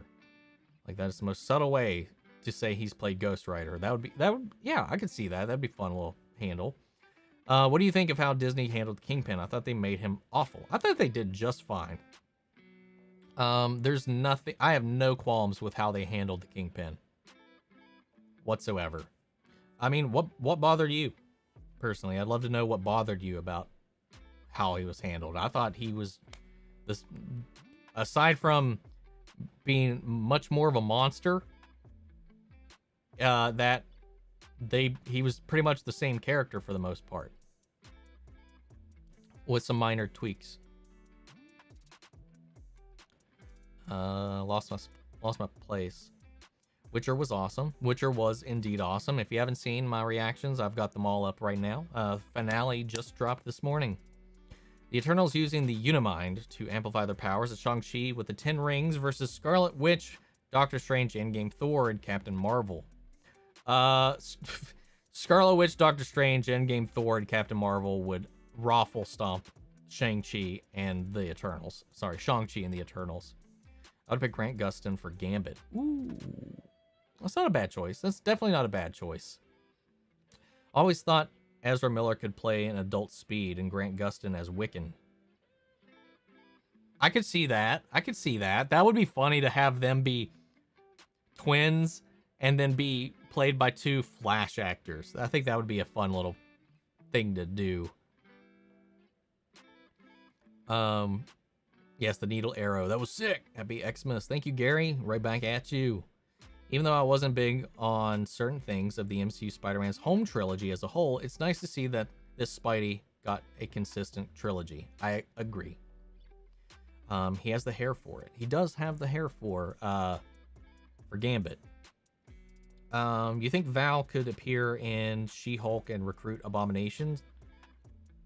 Yeah, Val and how she's going to be used moving forward, I'm really kind of curious. I really want to see more of Val, and I need to know what the fuck she's doing. I don't care when and how we see Val. I just need to know more. I hope she pops up there, but we'll just have to wait and see. What if they made a Moon Knight TVMA, made Blade PG-13? That would feel weird, but they are saying and hinting that Moon Knight will be the most brutal and violent of the MCU's properties since its existence. So I'm curious to see exactly what they consider that to be.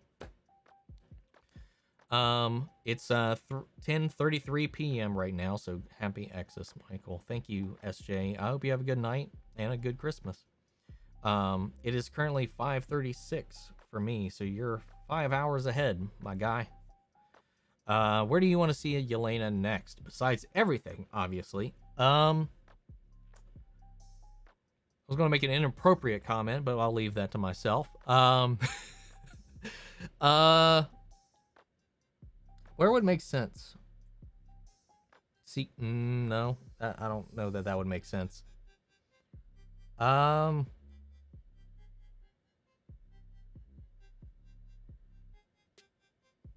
I don't know. I don't know where would make sense from the shows that we know are coming. Probably Cap 4, maybe. I don't know. I really don't know. I hate when I just say I don't know to a question, but sometimes I just, in the moment, I just can't think of everything. Loki's score is extremely distinct and recognizable, so I definitely agree there. WandaVision is under there because of its score in the last 2 episodes. Then Hawkeye, Little Bo is so sweet. What's my favorite Red Bull? The blueberry one. I like the blueberry Red Bull, the blue can. It's my favorite Red Bull. Tom Holland and Jacob Batalon are the only 2 actors in the history to appear in all 3 of the top 3 biggest domestic box office openings: Infinity War, Endgame, and No Way Home. Oh yeah, Ned was in those. I forgot. Have I watched The Boys yet? Hell yeah, man. I've got reactions to season 2, review for season 1, because that was before I started doing episode reactions to shows. So I do have reactions to season 2, and I cannot wait for season 3. What would your reaction be if Echo, Daredevil, and Punisher showed up to take on Kingpin? Far stretch, I know, but I can hope. I definitely expect and think we're going to see Daredevil and Echo. And I think we'll see Matt Murdock and She-Hulk. Rumors right now, and not to get anybody's hopes up, are that Matt Murdock will basically be the Rosario Dawson of the MCU shows, where she was popping up all over the Defenders stuff. He's going to be popping up all over the place on Disney Plus. That's what I've been hearing. But I'm trying not to get my hopes too high. Correction. Benedict Cumberbatch and Wong, so only 4 people. Oh, okay, gotcha. Gotta run. Start the Christmas dinner cooking. Merry Christmas, Omni, and everybody. Thank you, Cindy, and thank you again for joining the memberships. I hope you enjoy. And again, like I said, let me know if you have any problems with any of the links and the URLs and all that jazz. Yelena could show up in Echo.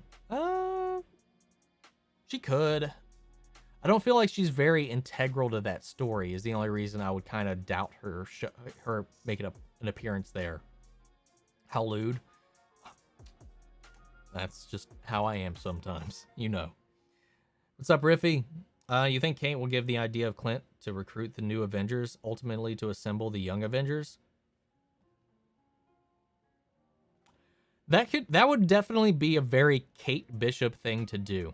Seeing like how dysfunctional the current Avengers are, maybe she might see the opportunity to try and set up the next stage for who takes over afterwards.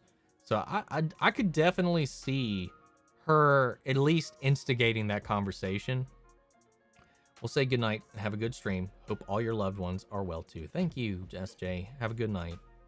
Val could be the Amanda Waller of the Thunderbolts, and they could make the Thunderbolts like Suicide Squad by killing the lesser known villains and having them go on suicide missions. That's kind of the vibes I get, to be honest. So there's so many questions I have about this character and her motivations and stuff. What exactly she does, who she works for, and all that. So I just want answers, man. That's all I really want at the end. And we're finally caught up. On the chance.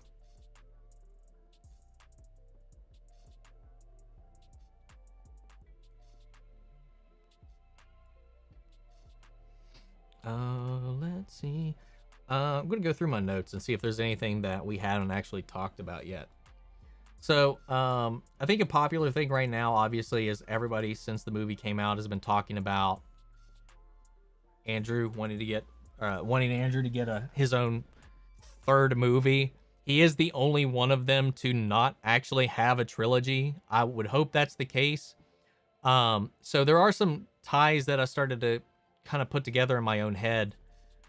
Because the big old question mark, which we'll probably have some answers to next month when Morbius finally comes out in January, is what's going on in that universe. You know, they know who Venom is. You have Michael Keaton's Vulture there. You have a picture of the Sam Raimi Spider-Man. which they've said was a production mistake, but they've left it in there. They haven't corrected it, so I don't know what the fuck that's about. Which says murderer. There are... Obviously, I had thought that maybe either Toby would... Maybe it'd be a version of Toby's universe, or maybe the events of this movie would create like an amalgamation of their continuities, just kind of bash them all together. And maybe that's what it is, and why we're seeing all those combinations. But I'm starting to think either A, it's a completely separate universe, or B, it's Andrew. Because he talked about stopping, he no longer pulls his punches after all of that. And what if he did beat somebody to death, one of his villains? And that's why that poster exists. It wasn't because he killed Mysterio or anything like that. Maybe it's because he went a little too hard against somebody. That's my guess. To be fair, we don't know Venom exists in Morbius. Yes, it's in the trailer, but it's Sony. That scene might not even be in the movie and was just for the trailer. Fair point. That is a fair point, but they're actively trying to connect these universes, so I'm assuming that they're going to be doing something similar. It's rumored that Haley Steinfeld will show up in Ant-Man 3, so maybe she recruits Cassie Lang. Ooh, that'd be cool.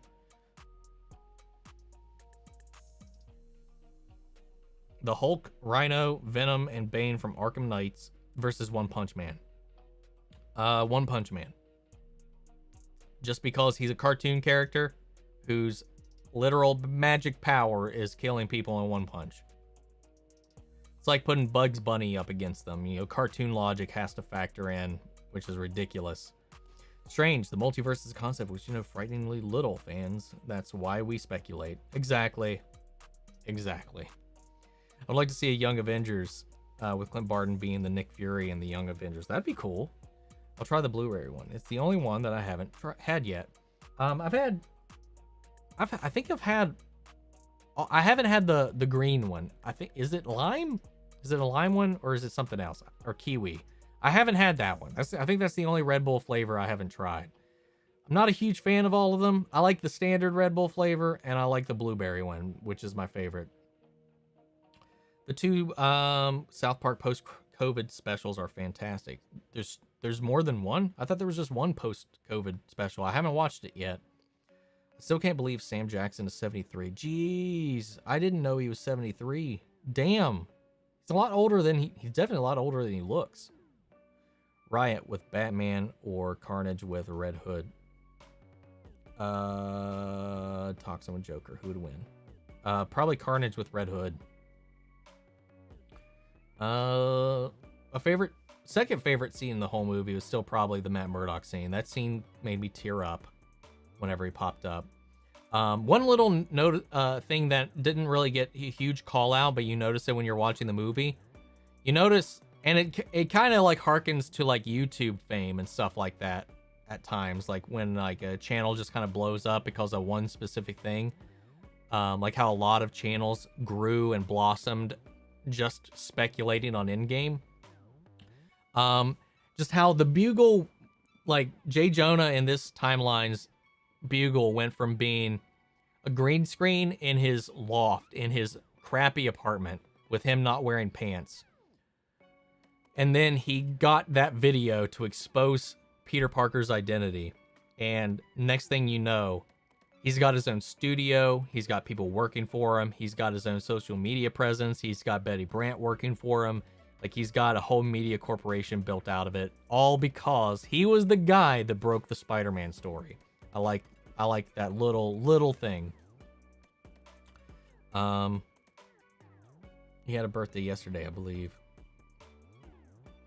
Clint does seem to be the welcome wagon to new heroes. That is also true with Wanda and a couple other people, yeah. He does seem to be the guy who's like, hey guys, I'm the normal one. Welcome. Here's the pamphlet. Here's the brochure. Need a tour? I'm here. There's 2 movie specials. The pandemic lasts 40 years and the kids are all grown up. It's fucking hilarious. And the Endgame time travel joke. Okay. I have to check that one out. The last one I saw was the pandemic special was the last one I saw. Share the same birthday to Sam Jackson. Oh, damn. Nice. Who would win, Neo or the Amazing Spider-Man? Again, Neo doesn't have any way to fight somebody outside of the Matrix. So he wouldn't have any powers over Spider-Man, so he'd just get his ass whooped. And if they fought in the Matrix, Spider-Man would not be able to beat Neo. So it just depends on where they're fighting. So surprised JJJ wore a wig during the Raimi films. I didn't know that either. Looking back, like, how did I not? But like, yeah. How do you all feel about Ned having magic powers? I'm curious about that. I'm a little weird about that. That's a wholly new thing for this character. So I'm kind of curious. Also, minor nitpick. In all of these, they continuously say that MIT is in Boston, and it's not. It is in Cambridge. If you go to MIT and tell anybody, oh man, Boston's awesome, and they will let you know we're not in Boston. Like that's one of those pet peeves that they have. I've used to work with a lot of people up there directly with MIT, so I have a lot of internal knowledge on some of how that works. But yeah, they definitely get a little peevy if you tell them that they're in Boston. The whole segment with Aunt May and Peter getting the college application letters, acceptance letters in the mail, that whole thing was cute and adorable. I really liked that. I think out of all the films, this one really made me feel like it finally had that same level of chemistry that Andrew Garfield and Emma Stone had with Gwen and Peter, with MJ and Peter in this. And again, it just goes, movie magic can happen when your actors and actresses are just actually dating in real life. It really, really worked. Peter Parker could figure out the Matrix. It's not a different dimension, though. He would be a digital Peter Parker, which would give Neo control over him. So it's not like figuring it out. He wouldn't be able to see the code or manipulate it. So it just basically, it'd be like him fighting God. So like it wouldn't really work. What's my top 5 movies of 2021 across every genre? Oh fuck, that'll be a tough one. I got the list of the movies that I've seen, so it'll be a tough one to. I can't say that off the top of my head right now. Peter Parker could figure out the Matrix. I love it. They should follow up on Ned being a sorcerer. I love how involved Ned and MJ were in No Way Home. I do. I agree with that. I think it's weird that he's magic. I think I would have preferred if they didn't make him magic personally, but I do like how involved they made them into the story. Ned could be a magic pro and try kill Spider-Man for the death of Mysterio in Spider-Man 4. Man, they did toss around that. He's like, I promise I won't become a villain. Now he doesn't know him. Now he easily could end up in a situation where Spider-Man does something that affects him to where he wants to take out Spider-Man, and then Ned unknowingly does become his old best friend's villain because he doesn't remember him. They could definitely take that in an interesting direction. Luke, Ben, and Neo in the Matrix. I would still say Neo. Have I played Far Cry 3? No, I've not played any of the Far Cry games. I have not.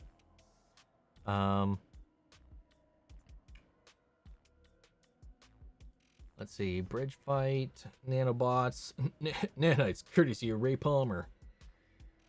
Again, I loved how the Spidey sense was handled in this movie. I think it was the best that I've seen it handled in a long time.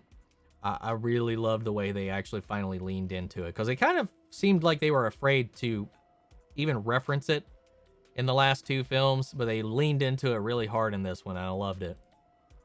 How do y'all feel about Wong having the title of Sorcerer Supreme right now? I thought it was a nice little funny joke, but I don't know. I hope some people were like, now Wong is the most powerful sorcerer in the universe. I was like, the title's a title. In my mind, like, Strange is still the Sorcerer Supreme. technicalities can get the hell out of here. Michael Mando plays Vaz in Far Cry 3. He is one of the best video game villains of all time. That's cool. Haven't seen the Doctor Strange 2 breakdown yet. I have not. I didn't feel the need to check it out because I felt like I got pretty much all I needed to do after my couple watches of it. Kind of sad to think if Peter ever wanted to help make a makeshift Avengers, no one would know who he is. I know, man. It's so sad. I hope that maybe Doctor Strange put a little tweak on the spell so that he didn't forget, but because that begs the question, because Strange is being punished for what he did in Multiverse of Madness, but he would have no memory of why he did it then. He's like, I don't know why I did it. What happened? Why'd I cast that? I don't know.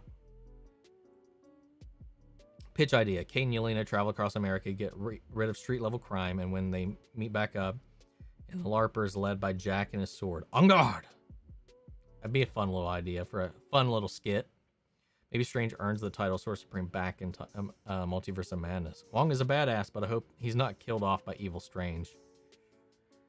I like how you could see the spider sense when he was floating in the astral. Yeah, I didn't notice that the first time. I noticed it the second time, where you can see the little zigzags coming off of Tom Holland's head when he's in his astral form.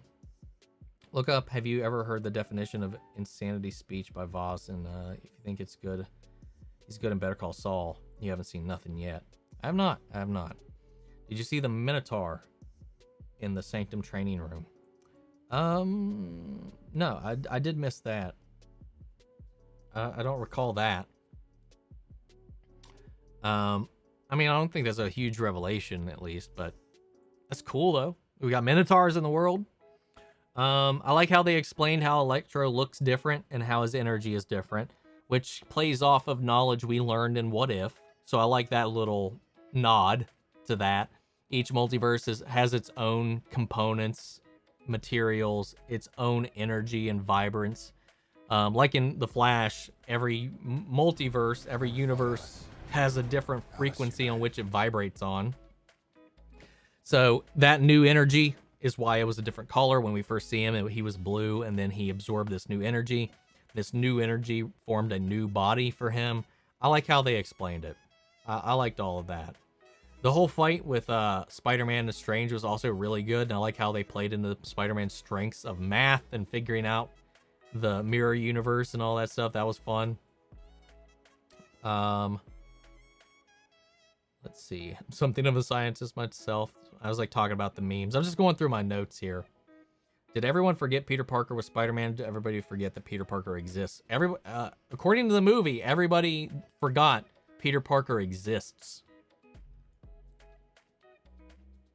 Wish we got a Vulture versus Goblin fight in the air. Oh, that would have been good. I remember when I asked who has had more tragic backstory in the MCU, Spider-Man, Thor, or Scarlet Witch. Well, I think the title now goes to Spidey. I agree.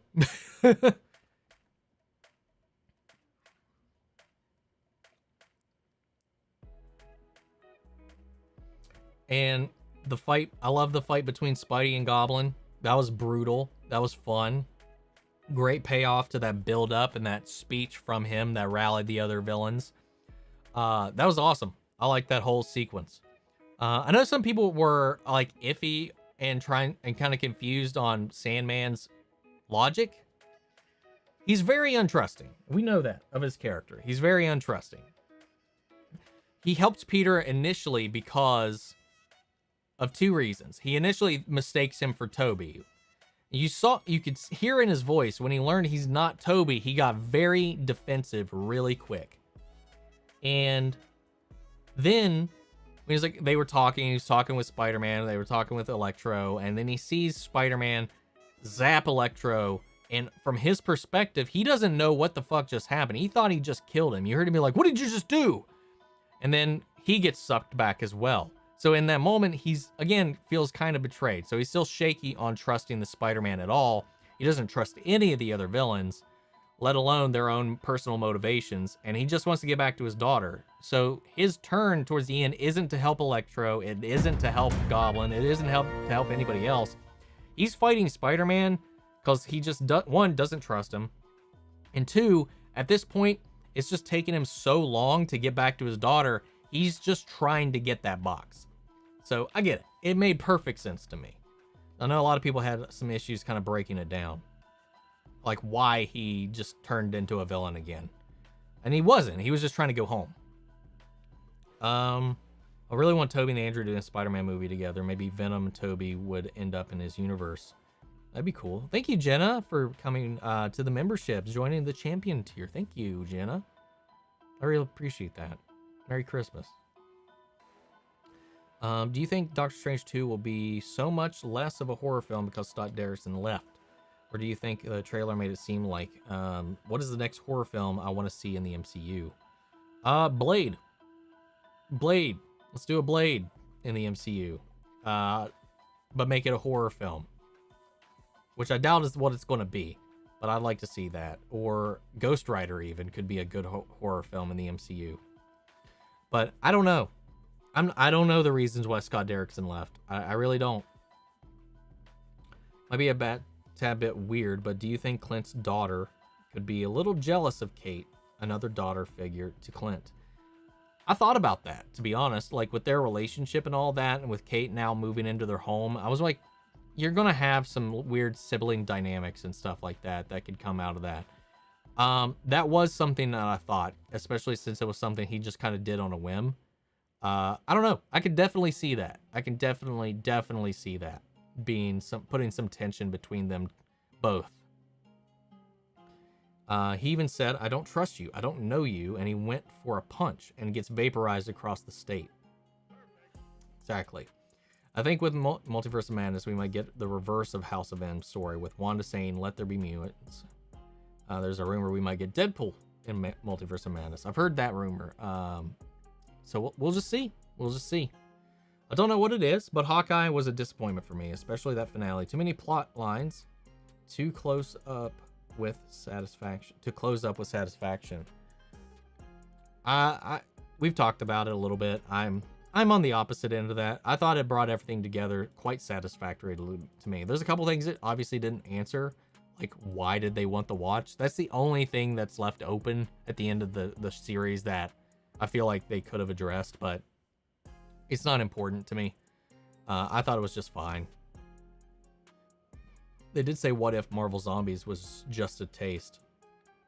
That's true. I mean, Marvel Zombies is its own show. I completely forgot about that. They did announce the show for a show just for Marvel Zombies, which that's going to be kind of interesting to see how that goes. Kate could train Lila. That is also true. That could be their bonding method. But I definitely could see some competition between the two, some jealousy between the two, especially since he spent the entire Christmas with Kate. But I didn't get that vibe from their facial expressions and their body language when she came home. Everybody seemed pretty happy and excited to meet her, so we'll see. How would I rank all of the 2021 MCU shows? WandaVision, Hawkeye, Loki, What If, Falcon. That's mine right now. Thoughts on comic book movies exploring the multiverse like Doctor Strange, Multiverse of Madness, and The Flash.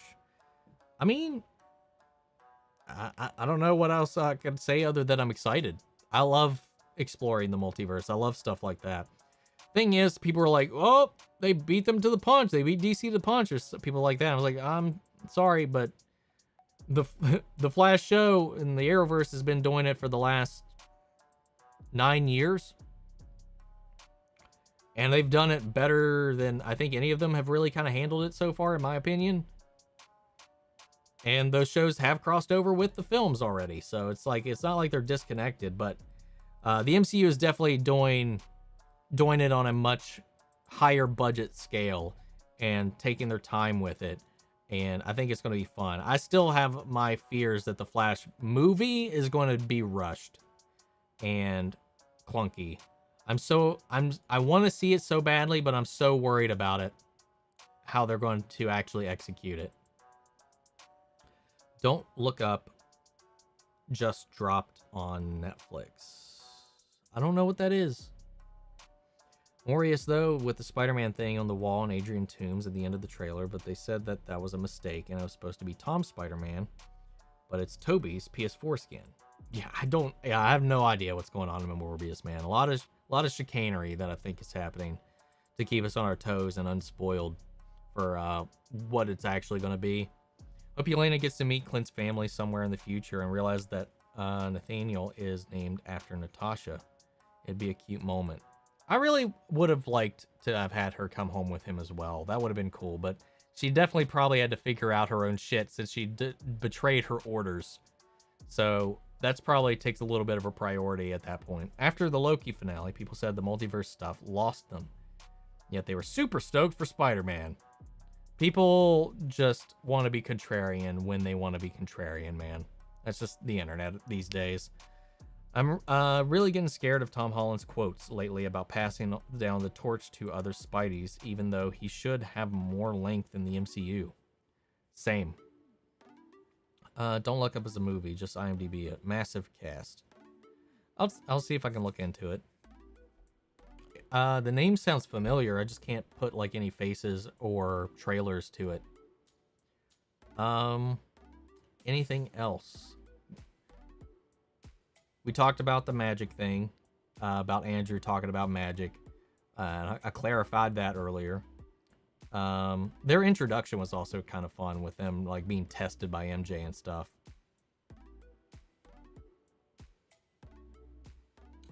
Oh, okay. I know what you're talking about now. I've heard some really mixed things about that movie, though. Have you all seen it? What did you think of it? Oh, you said it's kind of weird. You don't know if you enjoyed it. What's up, RJ? Love your channel. Excited for Cobra Kai season 4. Me too. I'm really stoked for Cobra Kai season 4, man. Honestly, No Way Home on paper could have been the worst Spider-Man movie. A fan service nostalgia mess, but I'm glad it delivered in so many ways. 100% avocado. 100%.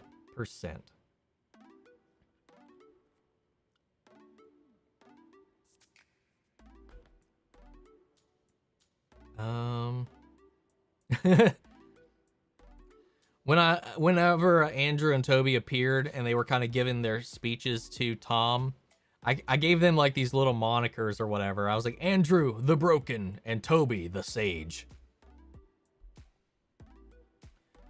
Andrew, because he's still working through all of his tragedy. Toby, who's already done it and has kind of overcome it, so he's kind of got this clarity on everything. It was a lot of fun, man.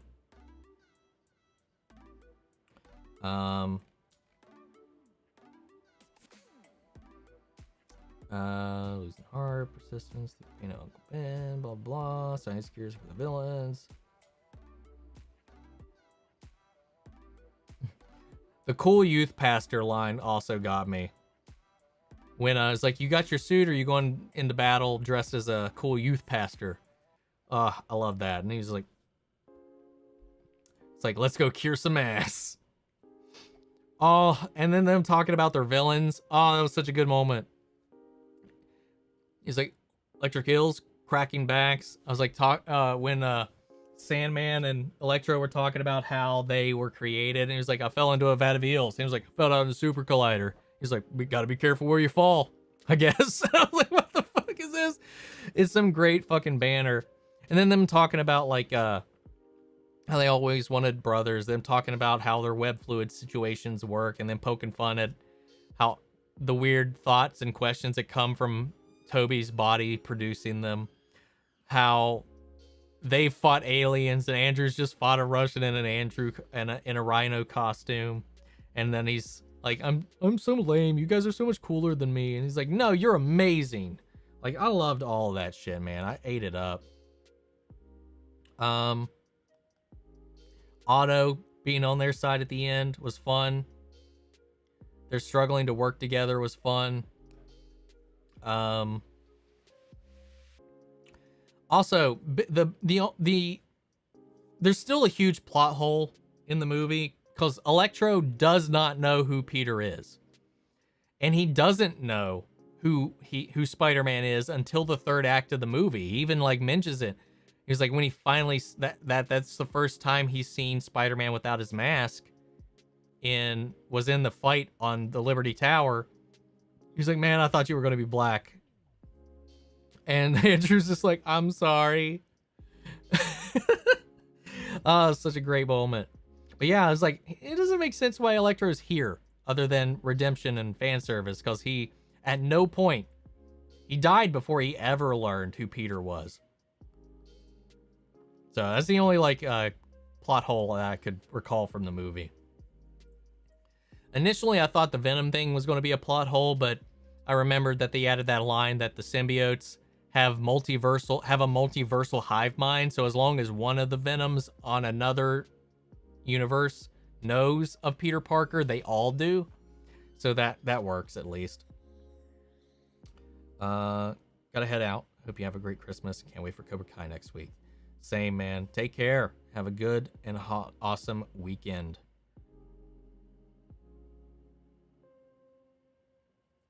Let's see.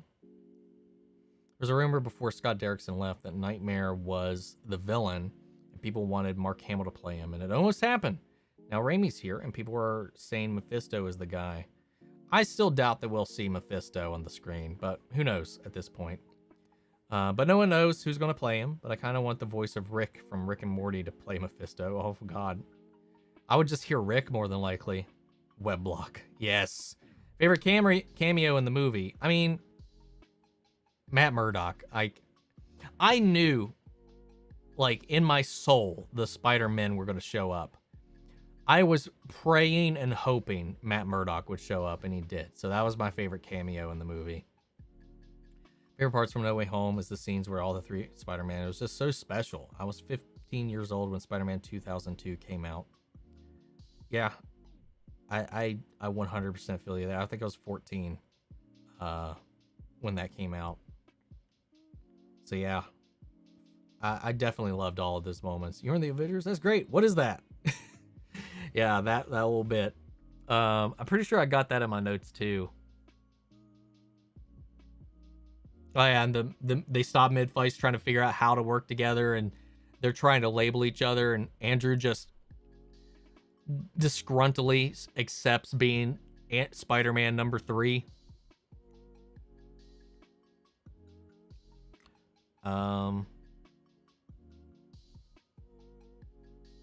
Let's see.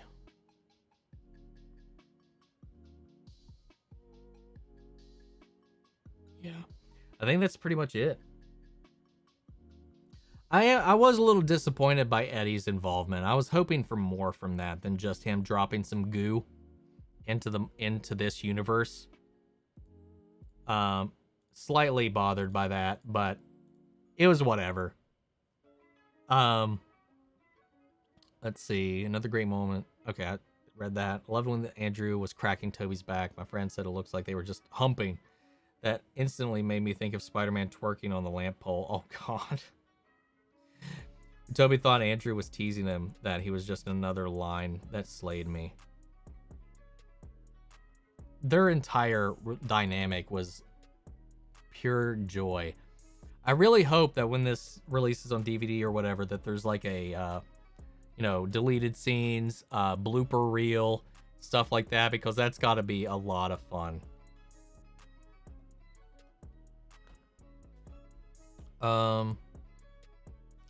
Yeah, as far as like my notes, I think we've touched on pretty much everything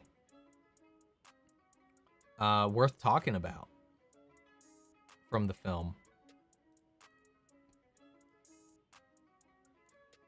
Venom shat himself and left some more shit for Peter. Quite true. I do like that he was like just getting sloshed trying to like just wrap his head around how much more insane this world is than the one he came from. I did have a lot of fun with that. Love how all 3 Spider-Man were treated equally with great moments. No one was overshadowed by another. True. I like that too. That's one of the hardest things to do. A lot of people were like really worried that they would just overshadow Tom completely. But they were treated as equals. They were treated as a team. They were treated as a unit. They were treated as supporting characters, while at the same time never distracting from the core emotional crux of the story about Tom. So it never overshadowed Tom's story, his arc, or any of that. And but they always had some great moments. I only wish that we would have got a moment between between Toby and Goblin. That would have been cool.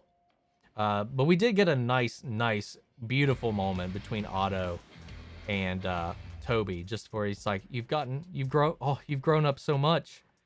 He's like, how are you doing? And like that whole back and forth. Again, tragic again, cause Otto's just gonna go back and die. I loved when NJ asked Andrew Spider-Man if he was okay. Such good writing there. And just the acting and portrayal in Andrew's face.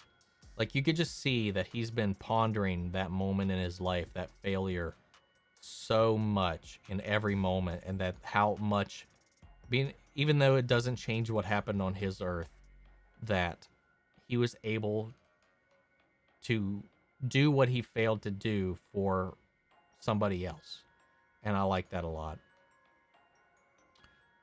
Do the villains still die after being cured? The ones that just go back, I doubt it. Because once Electro goes back, because he doesn't have his powers, he won't actually be able to enter the power grid and overcharge and die. He'll live. Sandman will go back to his timeline. He'll live. You know, they'll all presumably go back to their timeline and be perfectly fine. Except for Otto, because we know the moment he came from. He will go back to the moment he had Spider-Man by the throat, which is the exact moment Toby just cures him by talking to him. And he's going to have to stop that thing, otherwise New York explodes. Either he dies to the reactor or he dies destroying the reactor.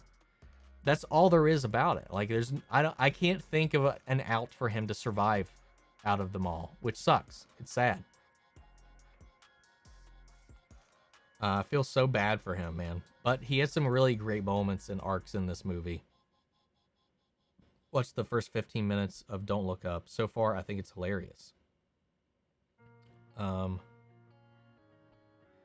Maybe Strange misspoke and it's only villains who are after Spider-Man. That'd just make it another plot hole, but it could be. If that's the case, there wouldn't have been a need to delete Peter Parker from the collective consciousness. He would have just had to have done the original spell. Forget Peter Parker Spider-Man. But I don't know. It's one of those things where it just kind of got a little messy. When Toby Spider-Man walks up to Doc Ock at the end and they talk, and the Danny Elfman score just made me tear up.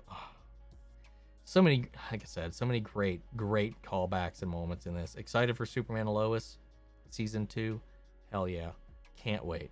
I'm so excited for it. I love that show so much, man.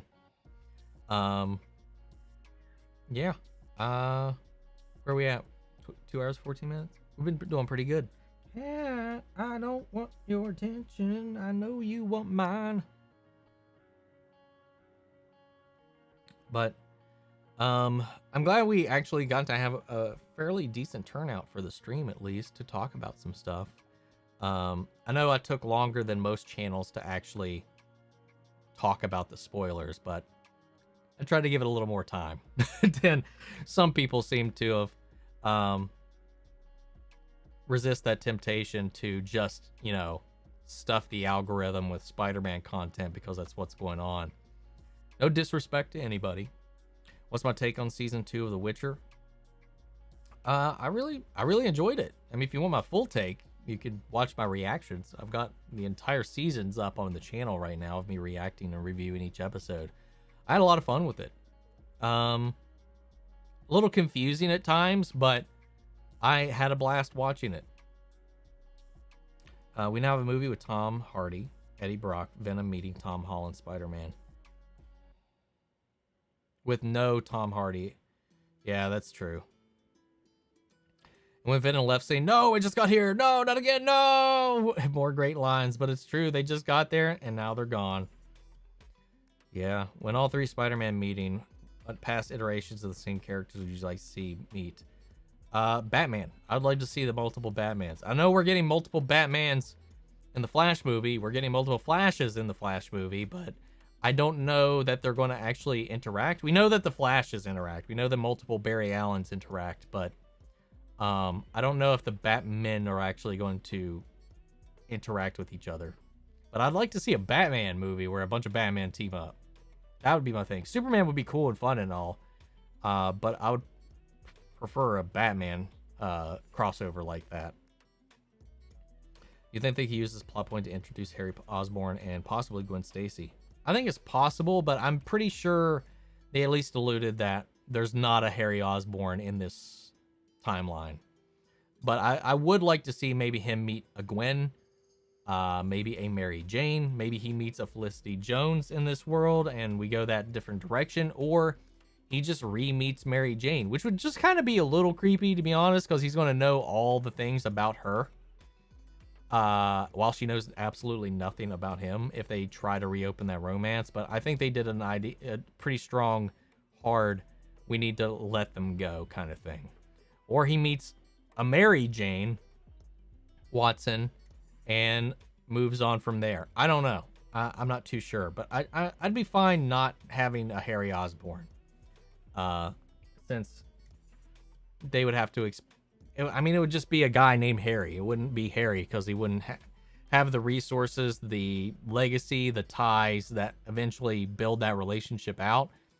You could do it, but I don't know that it would have the same impact. I think the Aunt May and Uncle Ben flip was genius. Even though Marissa Tomei wasn't the most prevalent, we lived with their relationship and felt what losing meant to... Oh, yeah. I agree with that. I do agree with that. Like I mentioned earlier, which I don't know if you were there, the only minor complaint I have, and like I said, this was brought up by Amanda the Jedi in her review of the movie, was just that, and it reminded me that he already learned that lesson. So he's already heard these words before, but he needed to hear them again. And they kind of made it like this was his first time hearing them. Or maybe this is something that she's always kind of said, and he just ignored it after this pain. Because when he first shows up in Civil War, he explains the exact same thing, the meaning of great responsibility and great power. So that's the only minor nitpick I have with that whole moment. But it was a beautifully acted moment. It was a beautiful sacrifice. It meant so much to the character. And I think all of the emotional bits of it worked really well. I was really hoping Doctor Strange villain was going to be Nightmare because it would have been an amazing horror movie if done right. We still don't know that it's not, so we'll just have to wait and find out.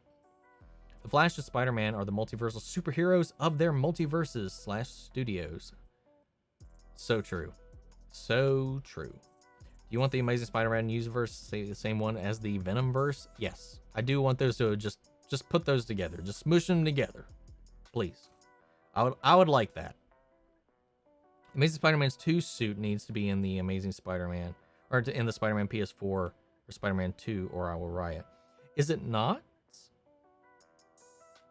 I thought one of the Amazing Spider-Man suits is in there. Is it not? Am I misremembering? They just added 2 new suits, the new Iron Spider suit and the Inside Out Spider-Man suit to the PS5 version of the game, I'm pretty sure. I'd like to see multiple Jokers meet up. Rip Heath Ledger, who is my favorite Joker. Agreed. He's my favorite as well. If we're not talking, we're talking strictly live action, obviously. Because Mark Hamill, man. Mark Hamill. Imagine Gotham's Joker with Jack Nicholson's Joker. That would be fun. I'd like to see Tyler Hoechlin, Brandon Routh, and Henry Cavill Superman meet. Now, someone mentioned that earlier too. Obviously, there's that tweet that has been floating around and getting a lot of shit for whatever reason. I'd love to see it, but if I had my top pick on what I'd like to see as far as it goes, I'd like to see them each individually have their own movie. But I'd like to see like some multiple Batman crossover. I think that would be fun. But gang, we're going to call it the stream. If you have any other questions, come join the Discord. Ask me there. Follow you on socials. Links to all those, like everything else, is in the description of even this. And I hope you all have a happy holiday, a Merry Christmas, a good New Year if we don't talk before that. And yeah, guys, it was fun. Thanks everybody who showed up. I know it's Christmas Eve, so a lot of people are probably busy and stuff like right now, but I really wanted to like talk about this. I know last weekend I was like, we'll talk about it next Saturday, but I had no idea at the time that for whatever reason, I didn't realize that Christmas Day was Saturday this week. So that was a big old misstep on my part. But yeah, I'm really excited. We got Book of Boba Fett in a few days. We've got Cobra Kai coming, Superman and Lois, Naomi, all the other shows we've been covering return in January, Peacemaker in January. It's going to be busy. January is going to be busy, man. But guys, it's been fun. This movie was awesome. Hawkeye was awesome. The Matrix was a movie. But guys, hope you all have a good weekend. Happy and Merry Christmas, everybody. See you all next time. Take care, everybody.